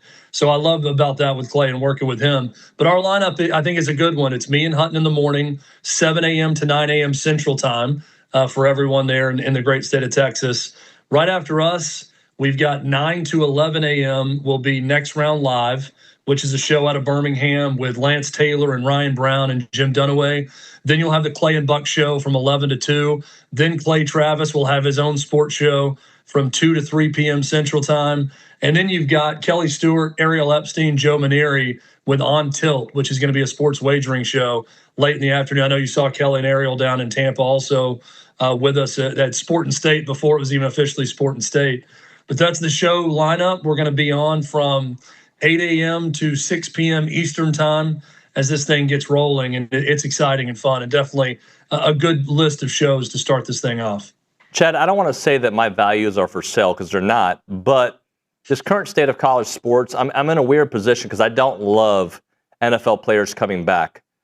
I also find myself saying, well, if they're going to do it, I don't want to be left behind like kind of Dabo and NIL. And I know those are two different situations in the portal and whatnot, but like I don't like it, but I also don't want my team to get beat because somebody else did it and we didn't. So where are you when it comes to this, you know, preseason roster, play a game, and now maybe joining LSU or whatever team it may be? I hate it. I hope my team doesn't do it. I hope more college programs draw a line and say, we're not going to cross this. We're not going to do it. We're going to worry about the players on our campus, and we're going to worry about our team and all of that. I love what Dan Lanning had to say about it, that, you know, what kind of message does it send to your current team if you're going to just put someone aside and go add someone who's currently with an NFL training camp? I hate it. But I also acknowledge that if you are a team and you lose to Arkansas in week 8, let's say, because Arkansas went out, and I'm using them just as a hypothetical, they added 6 guys who were in the NFL to come back and play, and you lose by a field goal, your fan base is not going to applaud you for standing on your morals or your principles. They're going to be mad that you didn't do everything in your power to win football games. That is the reality of fandom. That's the reality of major college football. If you're not doing everything to keep up with whoever else is doing it and you fall behind or you lose games because of that, your fan base is not going to sit there and say, oh, well, we made the right decision. We're better people than you are because we did this. If LSU is able to add Daquan Wright and more players and they go on and win a national title, those teams they defeat throughout the year, David, those fans are not going to sit back and say, well, they're doing it the wrong way. They stand for the wrong things. No, they're going to want their team to do the exact same thing. I don't want my team to do it, but I also acknowledge the reality of the situation is they're going to do it because those coaches know if I'm not doing it and I pass up on a chance to make my current team better, then I'm probably doing the program a disservice. I also think the timing of it, like maybe if this was done before the spring game, I don't know. Like I feel like a week before the season starts, that's a bit much. Well, after, you got a guy who recorded 2 sacks in an NFL preseason game already. I mean, yeah, the timing of it's bad. And there's SEC rules about not going SEC school to SEC school. So they're going to have to navigate that, right? Here in Tennessee, we saw Arion Carter. He's going to have to sit 2 games from the NCAA because he took $400 from an agent to go train for the draft, right? He backed out of the draft. He paid the money back, but the NCAA says, oh, no, that's against the rules. You got to sit 3 games. Tennessee appealed. They got down to 2 games. I think Tennessee should play him regardless and dare the NCAA to do something when you have actual NFL players coming back to play college football. We'll see what Tennessee does there. But, yeah, I don't think the timing of it is good for anyone. It would be a little bit more palatable if it happened in the spring. But regardless of the timing, you still got a situation where you had dudes that are on NFL rosters playing in NFL preseason games saying, I want to get cut so I can go back and play college football. And you know what? I don't blame them. It's what's right for the player. It's what's right for the tight end that's going back to LSU. It's what's right for anyone that's about to get cut from an NFL roster that could go back and play a sport they know they can be successful playing in college football and where they're probably going to make a lot of money to go play in one season. So I don't blame the players that are doing this at all. Talking to Chad Withrow here on TexAgs. Hey, Chad, I want to go back to something you said because I should have thought of it, but I didn't think of it. That's right. There is a rule. You're not supposed to go from SEC to SEC. That being said, you don't want them going to the Big Ten either, though, right? If you're the SEC. So how do you think this plays out? Well, and I think the rule is it's like post the spring window. That's like the first transfer portal window. You can go SEC to SEC. But once you get into the second window or later in the year, there's a date that I believe you can't go past that you can go SEC to SEC. And that's what's happening here because technically by rule, the player's going from Ole Miss to LSU, right? So I don't know how the SEC – I mean, Greg Sankey hates this. I think they've already released a statement. He doesn't want it to happen. But he also knows that he can't trump the court system. If someone can get something passed or get an injunction where they can go and do this, then they're going to do it. I don't – look, Lane Kiffin is the villain. Okay, like it's fitting that Lane Kiffin is the one doing this, that when Adam Schefter tweets out history, this player is going to be the first ever to go from NFL to college, it's only fitting that Lane Kiffin's involved in it. He's got no problem meddling. Like his first boss as a head coach was Al Davis, who had no problem with the Raiders poking the bear and going after the NFL. Lane Kiffin's got no problem testing boundaries and going after Greg Sankey in the SEC. And to me, this is going to be another one of those battlegrounds where we'll see who wins. And my guess is Lane Kiffin and LSU and whoever else decides to add one of these players leaving a training camp to come to a team, I think they're going to be the winners in this. Chad, fall camp is very hard to be able to tell for sure what something's going to look like. I think the big questions we've already done about A&M, the offensive line, how do they look? How does the defensive line look? You got 10 guys that went to the draft. How do you replenish? That being said, when a program does establish a culture and a culture of winning, how much more optimism does that give you when they do have to turn the page on a brand new roster? Yeah, I think for, A&M, and I actually heard Billy Liucci and you guys talk about this too. Tennessee got to the playoff in 24. They weren't able to go back in 25, in large part because their quarterback, they thought we're going to have for 3 years left post spring ball, and they brought in a new quarterback, and they had some injuries, and defense wasn't good and all that. But the sustainability of it is so tough. Like Tennessee, Texas A&M, there are a number of programs I could see getting into the college football playoff every so often. But to do it back-to-back years and to have that level of consistency is going to be so hard for programs. I like A&M. I like the infrastructure that's in place. I could say the same about Tennessee and Josh Heupel. I think that they have a program identity, both of those programs. For A&M, just getting, if they were able to get back the statement that makes to recruits, to transfers, to everyone inside of that state, because there's always going to be this battle now, not just with Texas, but with Texas Tech and what they're trying to do in the Big 12, to be that program of consistency, of reliability. To me, that is the vacuum that Mike Elko and A&M could fill in that state. They could be the no-nonsense, hey, we're about business here at A&M, right? And with who they have coming back and getting the quarterback and Marcel Reed back and having some explosive playmakers, I really think, and I like A&M to get back at the tail end of that playoff this year. But David, if they're able to do it, I think it just speaks leaps and bounds about what they could be and what their identity could be, not just in the nation, but let's face it, the nation of Texas. Inside of that state, what they could become would be huge. Chad, I don't know how much NFL you're going to talk on your show, because I know you guys do talk Titans from time to time. What do you think about this Deshaun Watson situation and the middle finger the Browns just sent to their whole fan base? We're going to talk a lot of NFL on the show. In fact, we talked about this story this morning. You can't start him if you're Todd Monken. After he said what he said. I mean, he's saying out loud what a lot of people know. What he's leaving out, though, is there's a reason the fans hate you. There's a reason they don't like you. That reason is, even in the video when he's answering, he's twirling his probably $100,000 diamond earrings as he's doing it. Deshaun Watson was given the first ever fully guaranteed contract for an NFL player and for a quarterback. Jimmy Haslam and the Browns organization bet big on him. The fans defended him when he was facing all the allegations from the 23 or 24 massage therapists and everything else that went on. The guy can't stay healthy, no fault of his.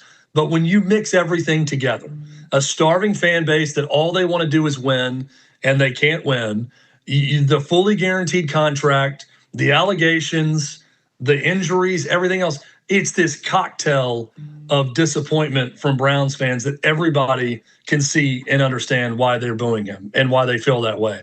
Deshaun Watson is going to take it personally because he can't admit, hey, I'm actually a big part of this too, as to why they're booing me. I mean, if he just came out and said, yeah, I don't blame him. You know, I'd boo based on the disappointment that I've been so far, but I'm working to get back and healthy and make sure I can be good, really good again, the way I was early in my career. He'd have been better off saying that, but because of what he said, I don't think I think you got to start Shedeur Sanders over him and be done with Deshaun Watson. Even if he is the slightly better option right now to be your starting quarterback, I don't think you can start him. Chad, great stuff, man. Congrats on the new gig. We appreciate your time. Let's do it during the season, all right? Absolutely. Always great joining you, David. Appreciate you, man. Thanks. Thank you, buddy. Chad Withrow, check out his great work. I think you're really going to like the show. I mean, I've been listening to it for years. They're fantastic. With a break, we'll come back. We'll get to that Dan Lanning comment on the other side and some other YouTube comments here on Tech.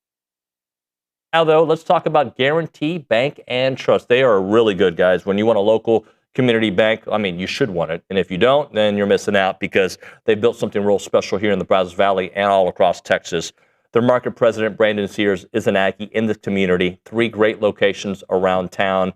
This community matters to him. This community matters to Guarantee Bank and Trust. And community banking means your loan doesn't get shipped off to somewhere, right? They're going to handle it right here. They're going to approve your mortgage right here in town. It means that in the Bryan College Station market, they're going to continue to grow, and you're going to grow with them. And Guarantee Bank and Trust will invest right back into this great community. They support local business, financial education, home ownership, nonprofits, right here in the backyard of Texas. 33 great locations here. And it is a community bank with a commitment to grow stronger for everybody. Stop by one of the BCS locations or visit gnty.com. That is gnty.com. Guarantee Bank and Trust, a division of Glacier Bank, member FDIC, equal housing lender.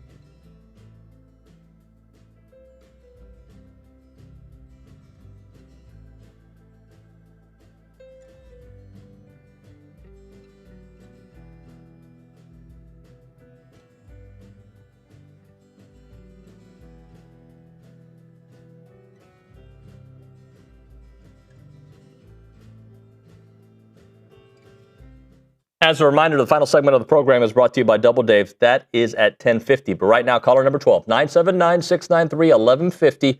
We're going to hook you up with your choice of a dozen pepperoni rolls or a large one-topping pizza from Double Dave's. They've been serving Aggie Land since 1984 with your favorite pizza.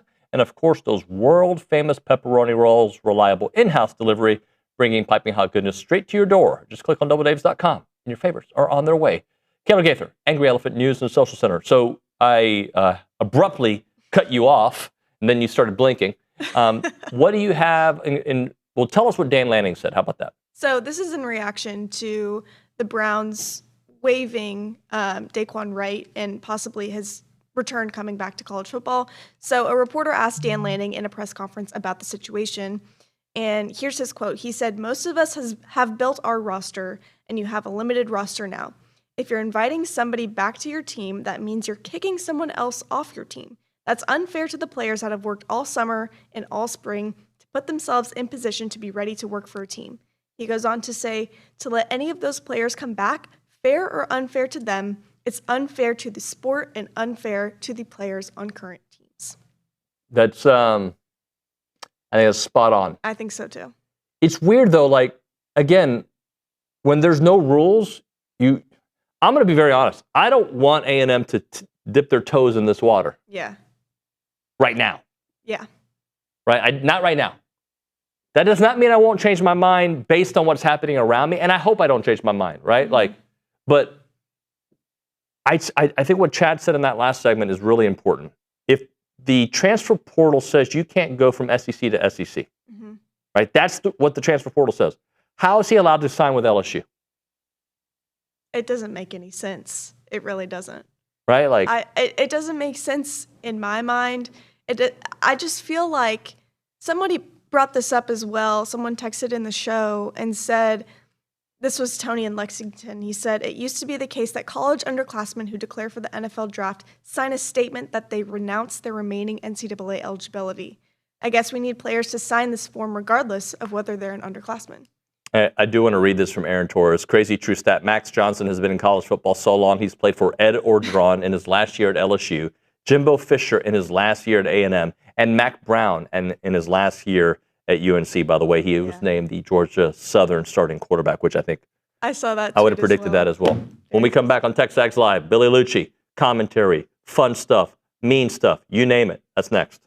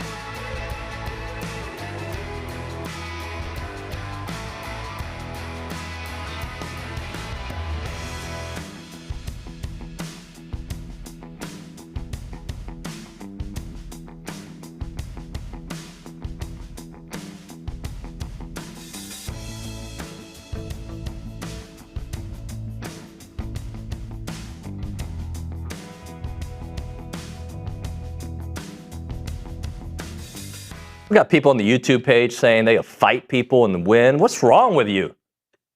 I want everybody to get along, right? Yeah, Hugs for all. Yeah, this is supposed to be a nice, safe space. Yeah, like, oh, hey, I would like to see him step on the mat with me. Not talking about me, by the way. They know. They know what would happen. Yeah. Anyway, it's TexAgs Live. We are presented by David Gardner's Jewelers. We are in the Rollo Insurance Studio. Kayla Gaither. Hey, Gaither, what up? Nuno, what's up? It's a Monday with Gaither, right? That's our new thing because you're now a Monday person. I'm a Monday person. You don't get a case of the Mondays, do you? Nah, I can't get a case of the Mondays when I'm on TexAgs Live. I mean, I get Monday cases all the time. Like, you know, Mondays can be exciting after a win, and they can suck after a loss. Yeah, and this will be my first fall being at Social Center, so I really hope the Aggies are leaning towards that 10-2 record because that would be really great for Social Center on Mondays. 10-2 or better would be better. Yeah. I would love a 12-0 season. I would like more. Even more than that. I mean, if we're asking, right? Yeah. Hey, before Billy gets here, we should probably do a little what's on TexAgs today. Let's do it. Well, before I get into what is on TexAgs today, just want to remind everyone it's never a bad time to be a TexAgs premium subscriber. All you have to do is go to TexAgs, sign up for the premium subscription, and you can get access to a ton of content that we are putting out every single week. As we get closer to football season, there's going to be lots more. There's soccer, volleyball, football, you name it going on. We're covering it. So now for what's on TexAgs today, Olin wrote some snippets from day 14 of practice on Saturday. He talked about it earlier in the show. Read about it on TexAgs.com. We also have a TK Norman Texas Aggies United interview sponsored by Lightheaded. There are some K's takeaways from volleyball's 0-2 start this past weekend. There's also a women's soccer recap from their 5-0 win on Saturday, and then another women's volleyball recap on the site. Later today, there will be Lunch with Liucci, the segment that we are just about to do. That'll be on the site later. And then the 25 and 25 segment with Damian Sanford coming in at number 5, sponsored by Paragon. All right, what do you want to chew on for a few minutes while we wait for Billy? We had a text come in earlier in the show. This is from Trey and Shiner when Olin was talking about practice and some of the people that he saw, the players that he saw that were having a good practice, you know, some of the things he saw. So I'm going to read this text. It says, Trey and Shiner said, I expect that the 4 small town kids are going to burst out this year. Brooks, Bussy, Bravion Rogers, and Ruben probably need a little more time to adjust to big-time football. This will be their year. I'm getting excited. Brooks, isn't Dalton Brooks? I think Dalton Brooks. I don't know if he's possibly Dalton Brooks, but he said, I'm getting excited, and his record prediction is 11-1. Okay. So interesting stuff there. Yeah, so give me the names he was saying that they just need to get acclimated to big-time football. Is that how you phrase it? Brooks, Bussy, Bravion Rogers, and Ruben probably need a little more time to adjust to big-time football. What do you think about that? Maybe needed? Because if they still need more time, I mean, Dalton We're kind Brooks. of there already. Dalton Brooks has played a lot of football for this program, if that's who he's talking about. I don't think he's talking about Brooks Austin. Dalton Brooks has played a lot of football for this program. Terry Bussey, I hope there's no more ramp up, right? Let's go. From what we've heard of, or what we've heard from practice, it seems like Terry Bussey is ready to go. Yeah. Now, again, there's only so many balls to throw around, and ABR is going to need some balls. Mario Craver's going to need some balls. Isaiah Horton's going to need some balls, right? Terry Bussey's going to get the ball, I think, in multiple ways. Does that mean wildcat? Does that mean running back? Does that mean screens? Does that mean over the top? I think you can use him multiple different ways, and obviously special teams as well. So we've gone through Brooks, Dalton Brooks. We've gone through Terry Bussey. What was the other name? Bravion Rogers. Yeah, I mean, look, it's time, right? It's time to take that next step. There's a lot of guys that he's going to have to be competing with. Yeah. A lot of dudes. And I know Billy spoke about, the Julio Humphrey and Ricky Gibson III. Like that, those guys are going at it, right? And I think both are going to play quite a bit. But that's an interesting battle going on there. I'll be excited to see how that plays out on the field. I think I'm excited for Elko's defense this year, just based on what he's said about the secondary, and also just, he's a proven coach and has proven that his defenses are top tier. So I'm excited for that. The next name was Ruben Owens. Yeah, Ruben Owens has played a lot of football. Let's not forget he got hurt early in his career. Lost a year his sophomore year. Freshman year showed flashes, but he was playing with some guys, right? Like he was playing Le'Veon was the truth, right? Yeah. So Ruben gets hurt his sophomore year. Junior year, he was playing against behind Le'Veon for most of the year until Le'Veon got hurt, which I don't know if most of the year is the right way. But Ruben led this team in rushing. Yeah. He needs to finish stronger than he finished last year. I am actually not worried. From what I've seen this weekend and overall at camp, I feel like Ruben is poised to break out, and Morrow is too. Yeah. And Morrow is too. Is there any other name on that list that he gave? That was all. But I do want to say about Ruben Owens, just the way that he had to step in for Le'Veon last season and just all of the things that we've heard from Billy and Olin about practice, it seems like Ruben Owens is trending in the right direction to be a bona fide running back this season. I think Jamarian Morrow also could be splitting reps with him, could be just his right behind Ruben Owens, but I'm really excited to see that running back room as well.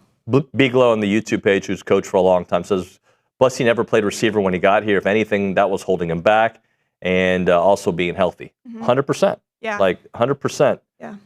Guys, it is all football, right? Like, you know, and you're a football player, but to play at the SEC level, right? To specialize in a position that you've never played before, there should be an adjustment period. Yeah. Right? It shouldn't, there are people who have dedicated their entire career to playing that position.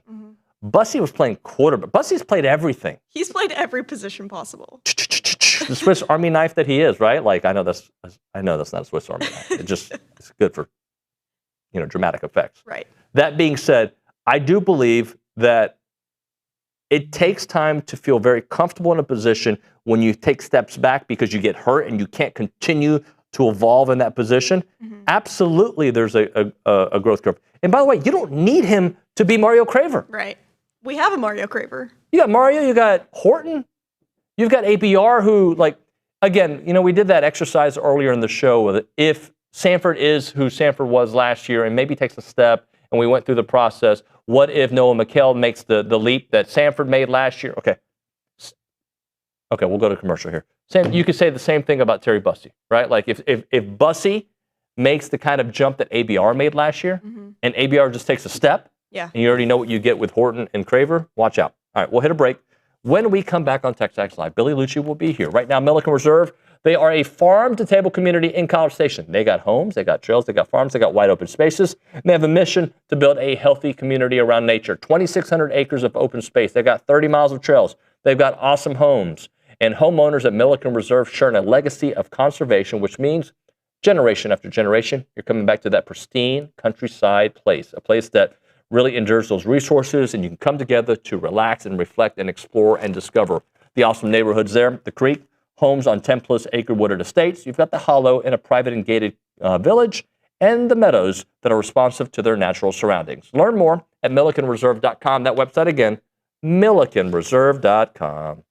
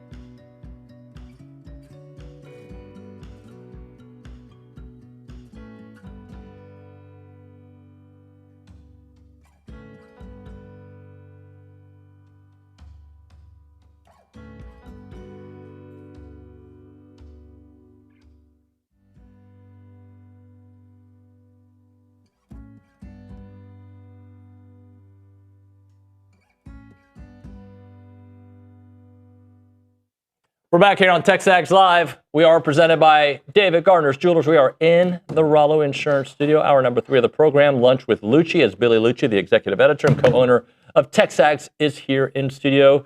Good morning, kind sir. How are you? David, how are you today? I'm good. What do you think about that scorching hot Saturday practice? Whew, that was something. Yeah. It was, I'll tell you what stood out to me, I wrote about it the most, was just the level that they practiced at. Look, you're in the middle of August, essentially the middle of fall camp, kind of. You've crossed over since then, but like middle of fall camp, right in the center of it. You're a couple weeks away from even a game, and it's a midday practice, scrimmage-like intensity, and to go in that heat for 2+ hours. I mean, it was impressive. The attitude, the energy, all of that stuff that we saw out there from the guys. I thought they did a great job. I mean, it tells me like how locked in they are, how much they're buying into what Elko's telling them in terms of just what it's going to take and culture and things like that. And I don't know how that compares to other places around the SEC, but I know it's not any hotter anywhere else. I mean, it might be as hot, but nobody was practicing in any hotter conditions than probably Saturday was the hottest day that I have felt in years. Maybe A&M, Texas, and OU, and I don't know what their practice levels are, but just they're doing what it takes. They've come in here and talked the talk this offseason. They've said, I think, all the right things, and you got the feeling that they, it felt very genuine, coming from anybody that comes in here and the captains and Elko assessing his team during the various media availabilities or when he talked to us before the season. When you see them in action, like the other day, it confirms that it's not lip service. Like they're genuinely out there, they're doing what it's going to take for them to kind of rise to the top in a conference where everyone's trying to step over each other this year. If you're not a premium subscriber, you're missing out on Billy's tidbits as he's riding throughout camp. Really good stuff over the weekend, so you missed out. We'll just touch on some of those things. You were impressed with what you saw from Marcel. So I guess what I'll ask you, I'll try to be a little direct. Where have you seen growth when you're watching him in practice, going against that defense? Where have you seen growth? I think just he's a lot more decisive. And I'd have said that last summer because it showed over the season prior. Now he looks like a guy that started, a full year in the SEC and like, I don't know what he started. He started 13 games this past year, 20 games. So he looks like that. He looks like he has a really good command of what Holman Wiggins and Joey Lynch are asking him to do. That the ball jumps out of his hands more quickly. He's always going to have that little, almost like there's a little loop to it. And I mean, it is what it is. He's not John Elway back there. But again, this is not an insult of any kind. I say this too. I say this about Arch Manning and John Mateer and Lenoris Sellers, like Keelan Russell. These guys are dual threat quarterbacks.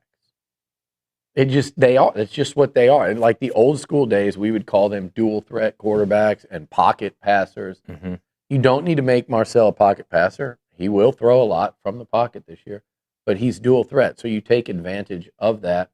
And so there are strengths, there are weaknesses, there are areas he's better at than others. So in his case, like I don't think he's ever going to have the perfect, rifle, hair trigger delivery. He's going to throw the ball, he throws it, but the accuracy has been so much better from what I've seen. And that to me might be the biggest thing that stands. It's his composure and just kind of command of it all. And then it's the accuracy. And he, he forced an interception on Saturday. They were doing a 2-minute drill, and he got out of the pocket kind of just like he did right there in that highlight, almost to that same spot, and then he threw it late. So I don't know if he was trying to, like, that's a last-ditch effort or if he misjudged Dalton Brooks. But the good thing is we haven't seen too much of that in camp, and that's some of the things we saw during games last year. You go, like, he's got to clean that up. We haven't seen much of that in camp, and you see that play right there to Craver, We also saw that on Saturday. Saw the same play. And that's the other area. I think on those fade passes and deep balls, he has been pretty sensational in camp. Like over the top where he hit Craver, he hit Isaiah Horton during their scrimmage. Those throws that he's making, those are big time throws. And he got so much better last year, not only from the year prior, but early in the season, he was missing Casey and Mario a lot over the top. And then as the season went on, they started connecting on a lot of big plays. I'm trying to think of, like, they did it against Notre Dame. They did it against Arkansas. They did it against Florida to open that game. They did it against they missed a couple of them against Texas. They hit one against Miami to Craver. That was their biggest offensive play of the game. I don't know that they connected anything too deep over the top against Mizzou. LSU, they were able to do it. So it's his deep ball is so improved. It's a market improvement on that. And then those fades, and you saw him hit Isaiah, probably the best pass he's thrown in camp. And Des Ricks had perfect coverage. I know Olin and I both wrote about it. I'm sure we'll see it. Maybe Aggie football has it because it was such a good play. It was just a catch the snap, lob it up, sideline fade, not in the end zone, just middle of the field. And it was back shoulder to Horton, right sideline. He catches it like this, full speed in stride, gets both feet in, doesn't even have to slow down. And Des Ricks is right on him. And Horton right there with the ball. I mean, it was, that's like one of those throws you see, Joe Burrow or Mahomes make. And I'm not comparing him to them, obviously, but I'm just saying that throw. That level of throw, yeah. It was a perfect, and he's made more of those type throws in camp than I was expecting to see. So down the field accuracy. Now, what I want to see, and he's looked good doing it, he's done a great job with the quick slants. But what I want to see are those over the middle throws, those layered throws. Those are the ones that I think have given him trouble in the past. And just to kind of judge, who you're getting the ball over and get it back down in time. You can't overthrow the guy or underthrow him there. You run into trouble. That's the one I want to see more of to get a feel for where he's at with it. The other thing, I've been at camps before with the Texans or other stops where a guy will have a really good practice. We all notice him. We write about him. We talk about him on TV. And then it's kind of quiet for a couple weeks. I feel like every time I go to practice, the guy you talked about in the offseason has shown up, and that's Terry Bussey. Like, I saw him Saturday in these drills just like making spectacular moves, catches. He is showing up every time I'm out there. Yeah, and, they had a scrimmage yesterday. I'm not going to put out a full report. Just kind of put those things out as what you hear as the week goes on. But one thing I will say is he was at it again yesterday because they said probably the highlight play was a deep shot from Marcel to Bussey that he made another spectacular catch deep down the field, landed, went airborne, came down, held on to the ball. It was a great catch. So again, like the different guys are doing it every day, but you're right, Bussey's getting it done day in and day out at that position. The other thing I want to talk about before we move on to 25 and 25 is the battle corner that you kind of alluded to with Julio Humphrey and Ricky Gibson III. Those guys are battling, and Humphrey's really had a great camp. Yeah, and he had a great offseason. And if you followed it here, like you should, and if you subscribed like you should, you'd have known about that because he was a guy that I think probably considered, I'm not saying he did, but just in today's day and age, those guys will consider transferring. He came here from Georgia. He had 1 year left. He didn't play much last year after starting 10 games the year before at Georgia. It's like, all right, man, this is my last shot. I'm going to go somewhere where I'm guaranteed to start. And he didn't, and he stayed. And he was really good in the spring off season, which opened a lot of eyes. Like, okay, man, he's really locked in. How long can he keep it up? Carried over through spring ball. He had a really good spring. And then again this summer, and now he's doing it in camp. So it should come as no surprise. Like, he's been this guy, ever since he made the decision to return. But he's always, he's breaking up a lot of passes. And you see that experience, that anticipation. He looks great athletically right now. So that's a real battle between he and Gibson. And it's one of those positions that you win either way. Now, I don't think they've got a tremendous amount of depth there, like that's ready to go. Brandon Arrington's going to be a superstar. Adonis Curry might be like the closest along, and he's gotten a ton of reps because some days some of those guys have not practiced. He's gotten a ton of reps with the ones and twos, mainly the twos, but sometimes he's out there. Like, I'd like to do a little digging and see kind of what type of camp he's had, because he's gotten a lot of reps and a lot of experience, and they need that, because I do think, me personally, I feel really good about those three, and then after that, it's like it'd have to be somebody having to prove themselves. Mm-hmm. So, yeah, but Julio's had a terrific camp, and that battle, I don't even know that it's decided, play one, game one, or even game one, or even game 2 or 3. Like, it might be where so I'm going. They're both playing in September, and then if one of them's clearly performing better than the other, then it'll go that direction. But what I'm really interested in is they're such veterans, those two. They've played so much football. Can either one of them handle nickel, the mental load of adding that to the plate? Right. Jordan Shaw's your nickel.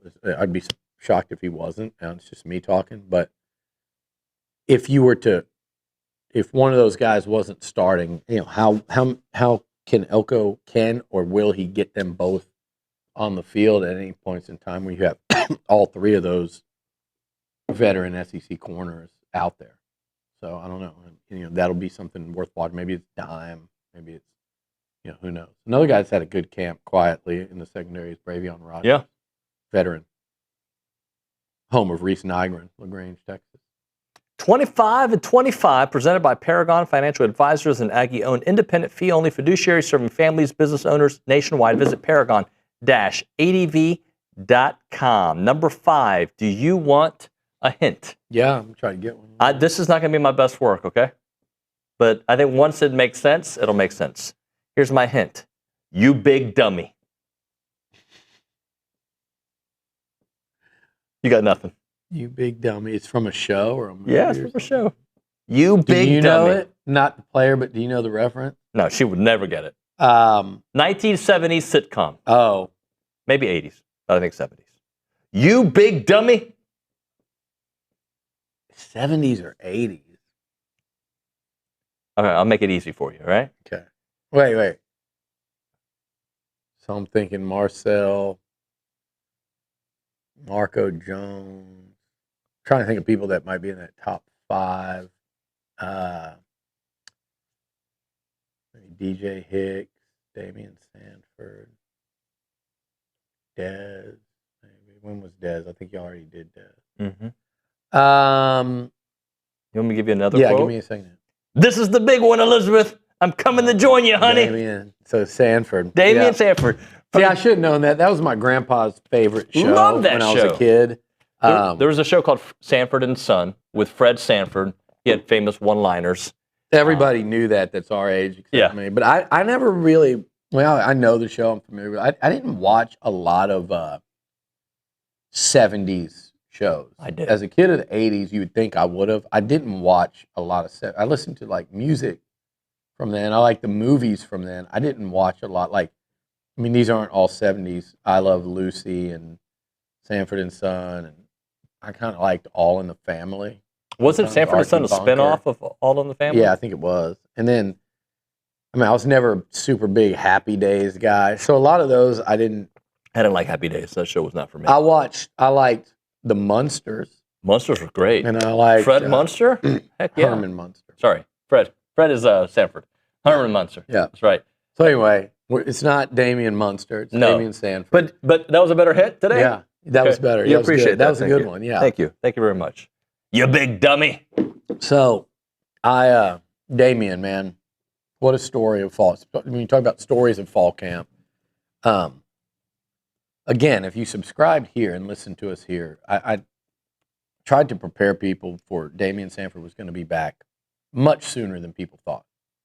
But it wasn't guaranteed. Like there was a rehab that had to take place, and it was anything but easy for Damian and the coaches and the training staff, and everybody had to have him on the right timeline. You know, like I said, I was talking on Goalpost yesterday about an injured player like Trevor Gooseby coming back. You can't rush these guys. You owe it to them to protect them and look out for them and their career, you know, and their health and their career. And so you couldn't put any false times on Damian, like a date, a game, that was going to force anything to be rushed. It had to come, and I think Elko's really good about that, letting the recovery come naturally and really being careful and erring on the side of caution. And that's why also when Elko is pressed, he did it with who's the receiver right now that's doing such a good job at Kansas City from Louisiana Tech, came here, scored against Florida. What's his name escaping? Kate, be quick on the spot. Anyway, so yes, I know you're talking about. Did he say? No, he hasn't said. So anyway, he was hurt, and it was a summertime, a camp injury, and it was like basically Elko really set the target, the expectation way further back than you knew that it was going to be. And Jabri Barber. Yeah, Jabri Barber. Sorry. And nobody helped me. I got that one. I was getting Jabri Barber and Ja'Day Walker confused. But with Sanford, you know, all he would say is we expect him back this season. But he knew it was going to be much earlier in the season. But he was not going to say Missouri State. He was not going to say he's going to be practicing day one. He was not going to. But Damian has, and they've been careful with him, and he just looks better and better and better. And he looks to me like his old self.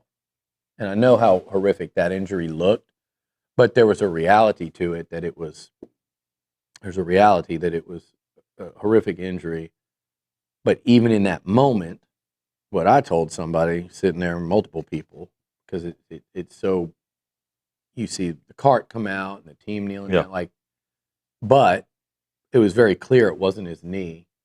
And you go, that's got a much shorter, whatever that is, whether it's a dislocation or a lower leg break, fracture, he's going to have surgery, and that's going to be healed a lot quicker than an ACL.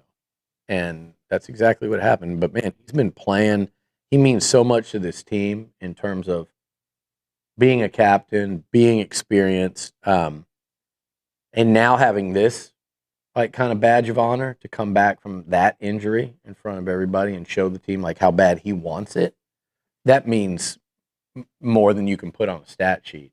But if you look at the stat sheet, he's really damn good. He is really damn good. Also, and he changed their defense last year. Like once Damian started playing a lot, there was just an added, it's just the speed, the playmaking ability. You see the sacks, you see the forced fumble against Missouri that kind of turned that game, you know, put A&M in a comfortable spot the rest of the way. There he is against Notre Dame. So he had just come in that game off the bench when Scooby got hurt. Multiple highlights against Notre Dame. He had a big interception against Mississippi State. He was involved in a fumble there on the sideline against Florida that helped, again, give A&M space in that game. He's been terrific since he started playing. And he told me a year ago at this time, or right after, you know, when he started playing, he said, yeah, you know, he went up and talked to Coach Elko. It was like, what's it going to take? Like, what am I doing wrong, or what do I need to do to get in? And Elko, you know, spelled it out for him, and he did it. And he got his chance, and he's never looked back, and it's awesome to see. And is he the finished product yet? No. I think, as with anybody playing in that second level and that safety level, anybody coming back, whether it's Damian, Dalton Brooks, Ratcliffe, any of those guys, Bryce, one of the things they all have to do a better job of is being, you know, way more consistent with like run fits and stuff to varying degrees. I don't know how much of an issue that was with Damian, but I think any of those guys coming back, like this defense got gashed at times in the run game, and a lot of it was happening, you know, when they get past the line of scrimmage. So he's got steps to make, but I think He's an all SEC caliber linebacker. And I've said this before, like, hey, he's just fun to watch, and he is a playmaking, like just a natural playmaker. He's a natural winner. He and Hicks over there at Pato and state champs. But what stood out to me this summer is I've said this before, where I had a scout call me and say, why do I keep trying to watch DJ Hicks? Because he's like, this particular scout's a big DJ Hicks fan, thinks he's a right now second or third round guy, but with a chance to go like late first, second. Like, he thinks he's got that type of potential. By the way, he's had a terrific camp. He looked fantastic Saturday. Yeah, he did. But that guy's like, why do I keep trying to watch DJ Hicks and all I can keep seeing is 27? I just, my eyes keep going to Damian Sanford every play, it feels like. So that's what he does on tape. And I think you're going to see him do a lot more of that this year. Imagine him with experience. Heck yeah. Right now we're talking to Fritella. When you're craving authentic Italian food, there's one place that brings all the tradition, all the flavor, and the family together. That is Fritella Italian Cafe. They are a family-owned, and they have favorites that serves up with fresh, homemade dishes every day using recipes passed down through generations, like the signature Fritella, fried to golden perfection, and stuffed with marinara, mozzarella, and your choice of fillings. They have lasagna, they have fettuccine alfredo, they have crispy pizza.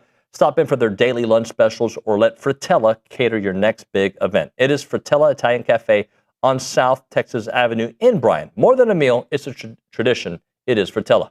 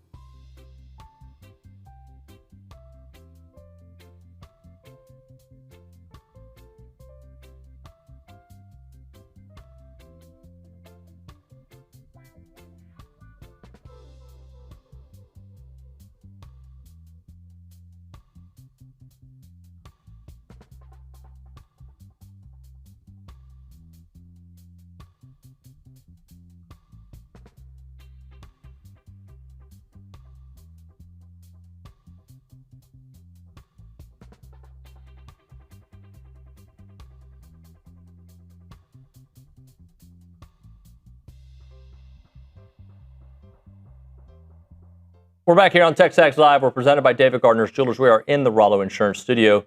Looks like some issues in Austin, and sometimes I think these issues are a little overblown at this point. Like, how does it affect the football season? I mean, it's chatter at this point, but what were your takeaways from the arch practice reports that are coming out there? The father, Haywood Howard Jr., blasting Texas.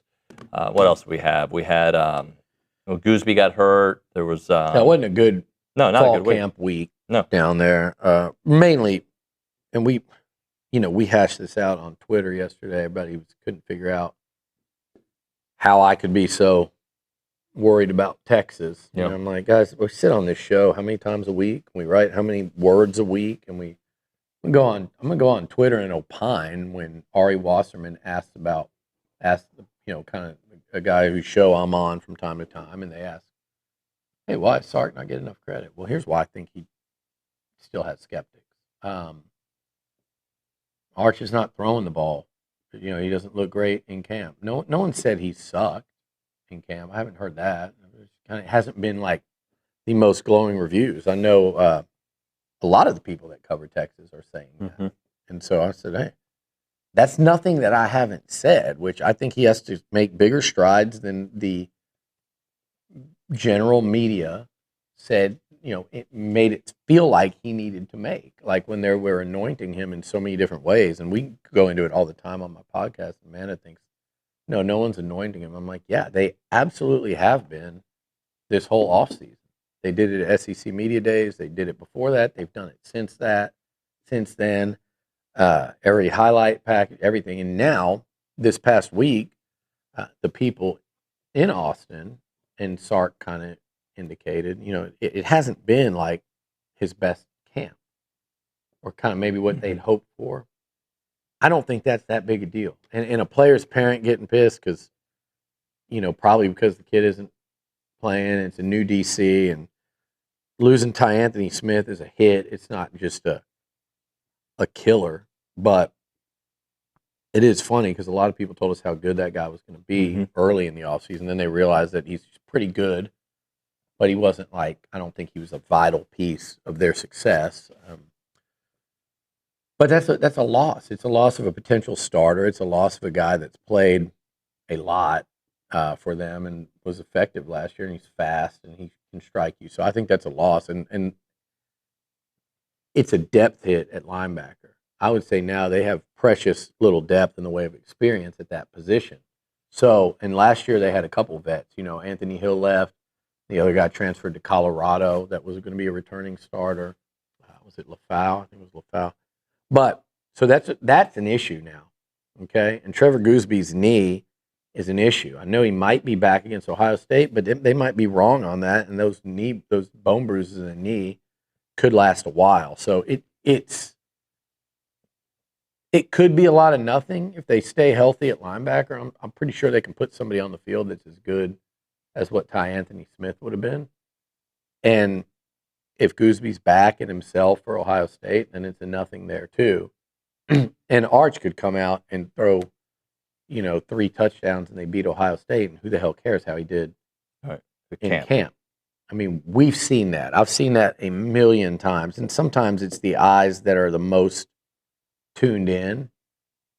That I say it all the time. We're judging A&M through a critical lens that we're not looking at Alabama with, or Tennessee, or Missouri, or LSU, because we just know what we see every day. And you're kind of judging Marcel on the good days, and then when he's not as good that day, he's got a lesser day, or the offense is really struggling for a week, and you see it, but and that's not been the case. Although the defense, I heard, did have a really good scrimmage yesterday, but so part of it could be that. But the other part is, like I said, I talked to some NFL people too. It's like he's got some issues mechanically that cost him in the accuracy department down the field, and it's something that for him to be what everyone says, he's got to erase those issues and erase those concerns. But guess what? Like Marcel and like John Mateer, and I think people got to realize this, like, those guys, because of what they can do with their legs, sometimes you'll take some of the forces and the mistakes, and Arch had less interceptions with it, but they're more in the way of oftentimes some wide open passes. But you'll take that if you can, for the great plays those guys make, and the chances they do take, you'll take that exchange versus a guy that's just going to sit in the pocket and throw it. Yeah. So anyway, from that standpoint, I still don't think it's the end of the world for him. I saw something that Tech might be in the market for Tommy Castellanos, who could come back. So more of what we've heard could happen at LSU, and then we had Withrow on the show earlier, and he mentioned the SEC rule that you're not supposed to transfer within the conference. So how does the Ole Miss player end up at Daquan Wright? How does he end up at LSU? I think that was crazy, and it's not going to end there. I was watching. What's the guy's name? The defensive end from Florida. Watching him play. That went from Florida, he considered A&M. He went to LSU, and I'm watching him play for the Tampa Bay Bucks Saturday, and making plays. He's making plays out there, and it's like, how are we? This guy's in NFL camp. You see Daquan Wright playing or warming up, getting ready to, for the game with the Browns one day, and the next day he's an LSU Tiger. Like, how does this work? How is this even acceptable in college football right now? But it is what it is. And LSU, they set it up with that Louisiana judge, and there's like the Notre Dame guy they got was involved in that with the temporary restraining order, and then Daquan Wright was involved in that. What's his name? The DN starts with a P. Jack Pyburn. Pyburn's involved in that, so everyone's kind of assuming that could be the next domino. Yeah. And then there's two other Ole Miss players. So, but shouldn't they have to go to Ole Miss, not to LSU? And that's what the SEC and Sankey and everybody's going to have out this week. They're all, I think the ADs and the president, maybe the presidents, but at least the ADs, maybe the presidents are all having a meeting this week in Birmingham, and I'm sure that's going to come up. And they're going to have to decide, like, are they going to do what the Big 12 tried to do to Tech and say, hey, they could say, if you play these guys, here's our rule. This is violating the spirit of that rule, and you did it deliberately. And who the hell is even to say that Kiffin and them, when they were leaving Ole Miss, and some of those coaches were still on the staff, told those outgoing guys that were going to the NFL, hey, if this fifth-year rule passes, we got come back to us at LSU. Mm-hmm. This has been in the making for a while. Sure. So it's slimy. It's Lane Kiffin. It's classic Lane Kiffin. It's LSU. But it's also a workaround. And every school that you root for, even if it's the St. Dabo at Clemson, every school that you root for, and every school that someone's screaming about this covers, has found some level of workaround during all of this. And so if you don't get too mad or too indignant or too, glass houses here when it comes to what Lane and LSU are doing, now I do think it's 10 out of 10 on the, taking advantage of the system and just slimy when it's Ole Miss players, and we had to hear all this crap from Lane about how hard it was to leave and how bad he wanted to stay, and then these media people that fell for it were like, man, he really just wanted to stay and coach that team. No, man, he just as much wanted to stay and poach. He wanted to poach and coach. He wanted to do the old poach and coach, and that's what he would have done. And that's why I credit Ole Miss for saying, get your ass out of here and get to Baton Rouge. We'll do it without you. They almost did. It's also why I'm rooting for Ole Miss this year. But on the flip side, they game the system. Yeah. But what is and it is what it is. At some point, what can the league do? every game, if you play any of those guys and they're on your active roster for a game, every game you do that on, we're going to call it a loss. You forfeit. I guess they could do something like that. I don't imagine they would ever do that to LSU, the SEC. But especially when you can just say, hey, from now on, this stuff's over. You're lucky. That's probably what I think is going to happen. You're lucky we're letting this go, but but from now on, but we'll see. We got to drop it here, but I did want to say what it says to me is Kiffin's not happy with his roster. At this point, I agree. But I think if Mike Elko, who I think is happy with his roster, if he could go get 4 NFL players back this late in the game, though, yeah, I still think you would. It's hard. They have to be the right fit. And we talked about it the other day. Like, I've heard that LSU's trying to get Le'Veon Moss. Is that and why it wasn't just what a poster said on the site. Yeah. In response to him posting Death Valley, but I've heard he's been doing that. Like, what's the limit for this guy? Yeah. What's the limit? And so there is none. But again, if Torian York and making one up, what if Noah? They got Isaiah Horton, but if A&M didn't get Isaiah Horton, what if Noah Thomas right now said, hey, I want to come back for one more year. I want to go finish what I started. I guarantee you A&M would have been very interested in making that happen if they could. Right. Now, if he wasn't part of that, Louisiana, I don't know how it would have worked, but if they could and you didn't get Horton out of the portal, yeah. So everybody would do it within reason, but this is an added layer because it seems like they actively went out and poach those guys from the NFL, if not set the whole thing up ahead of time. And it's an added element that he's taking players that you would just think would go back to Ole Miss, and they're not. We'll have a minute on the other side. Some companies are proud of where they started. Paragon Financial Advisors is proud of where they continue to call home. Aggie owned and operated, Paragon was built in Aggieland and today serves clients nationwide with personalized financial planning and investment management. And their reach has grown across the country. Their values haven't changed. Integrity, relationships, putting clients first. So whether you're planning for retirement, helping your family build generational wealth, or preparing your business for the next chapter, Paragon is committed to helping clients make confidential financial decisions and long-term perspective. Discover what makes Paragon different at paragon-adv.com. It is Paragon Financial Advisors, built in Aggieland and serving clients nationwide.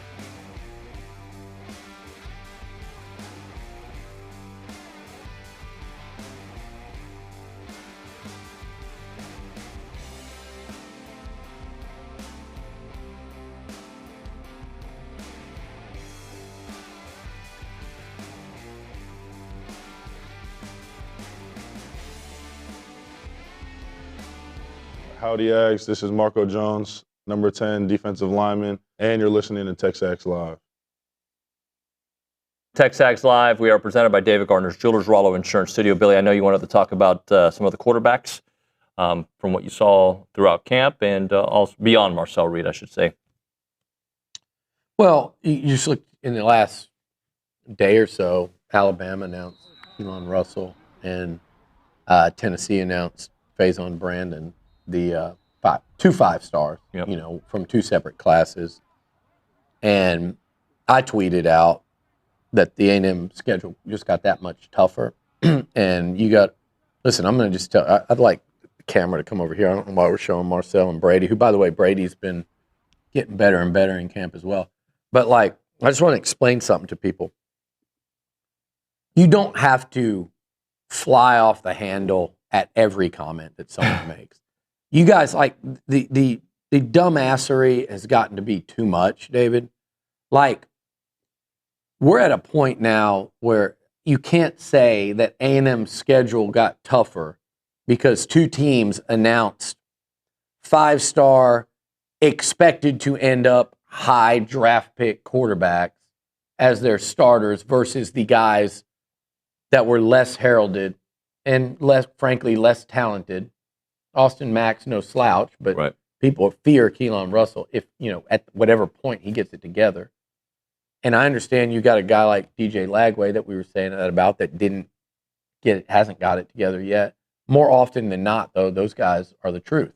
And you went from, they each had 2 options. And in my opinion, I think anyone's opinion, they both picked the option that's kind of like, okay, this is the scarier one down the road.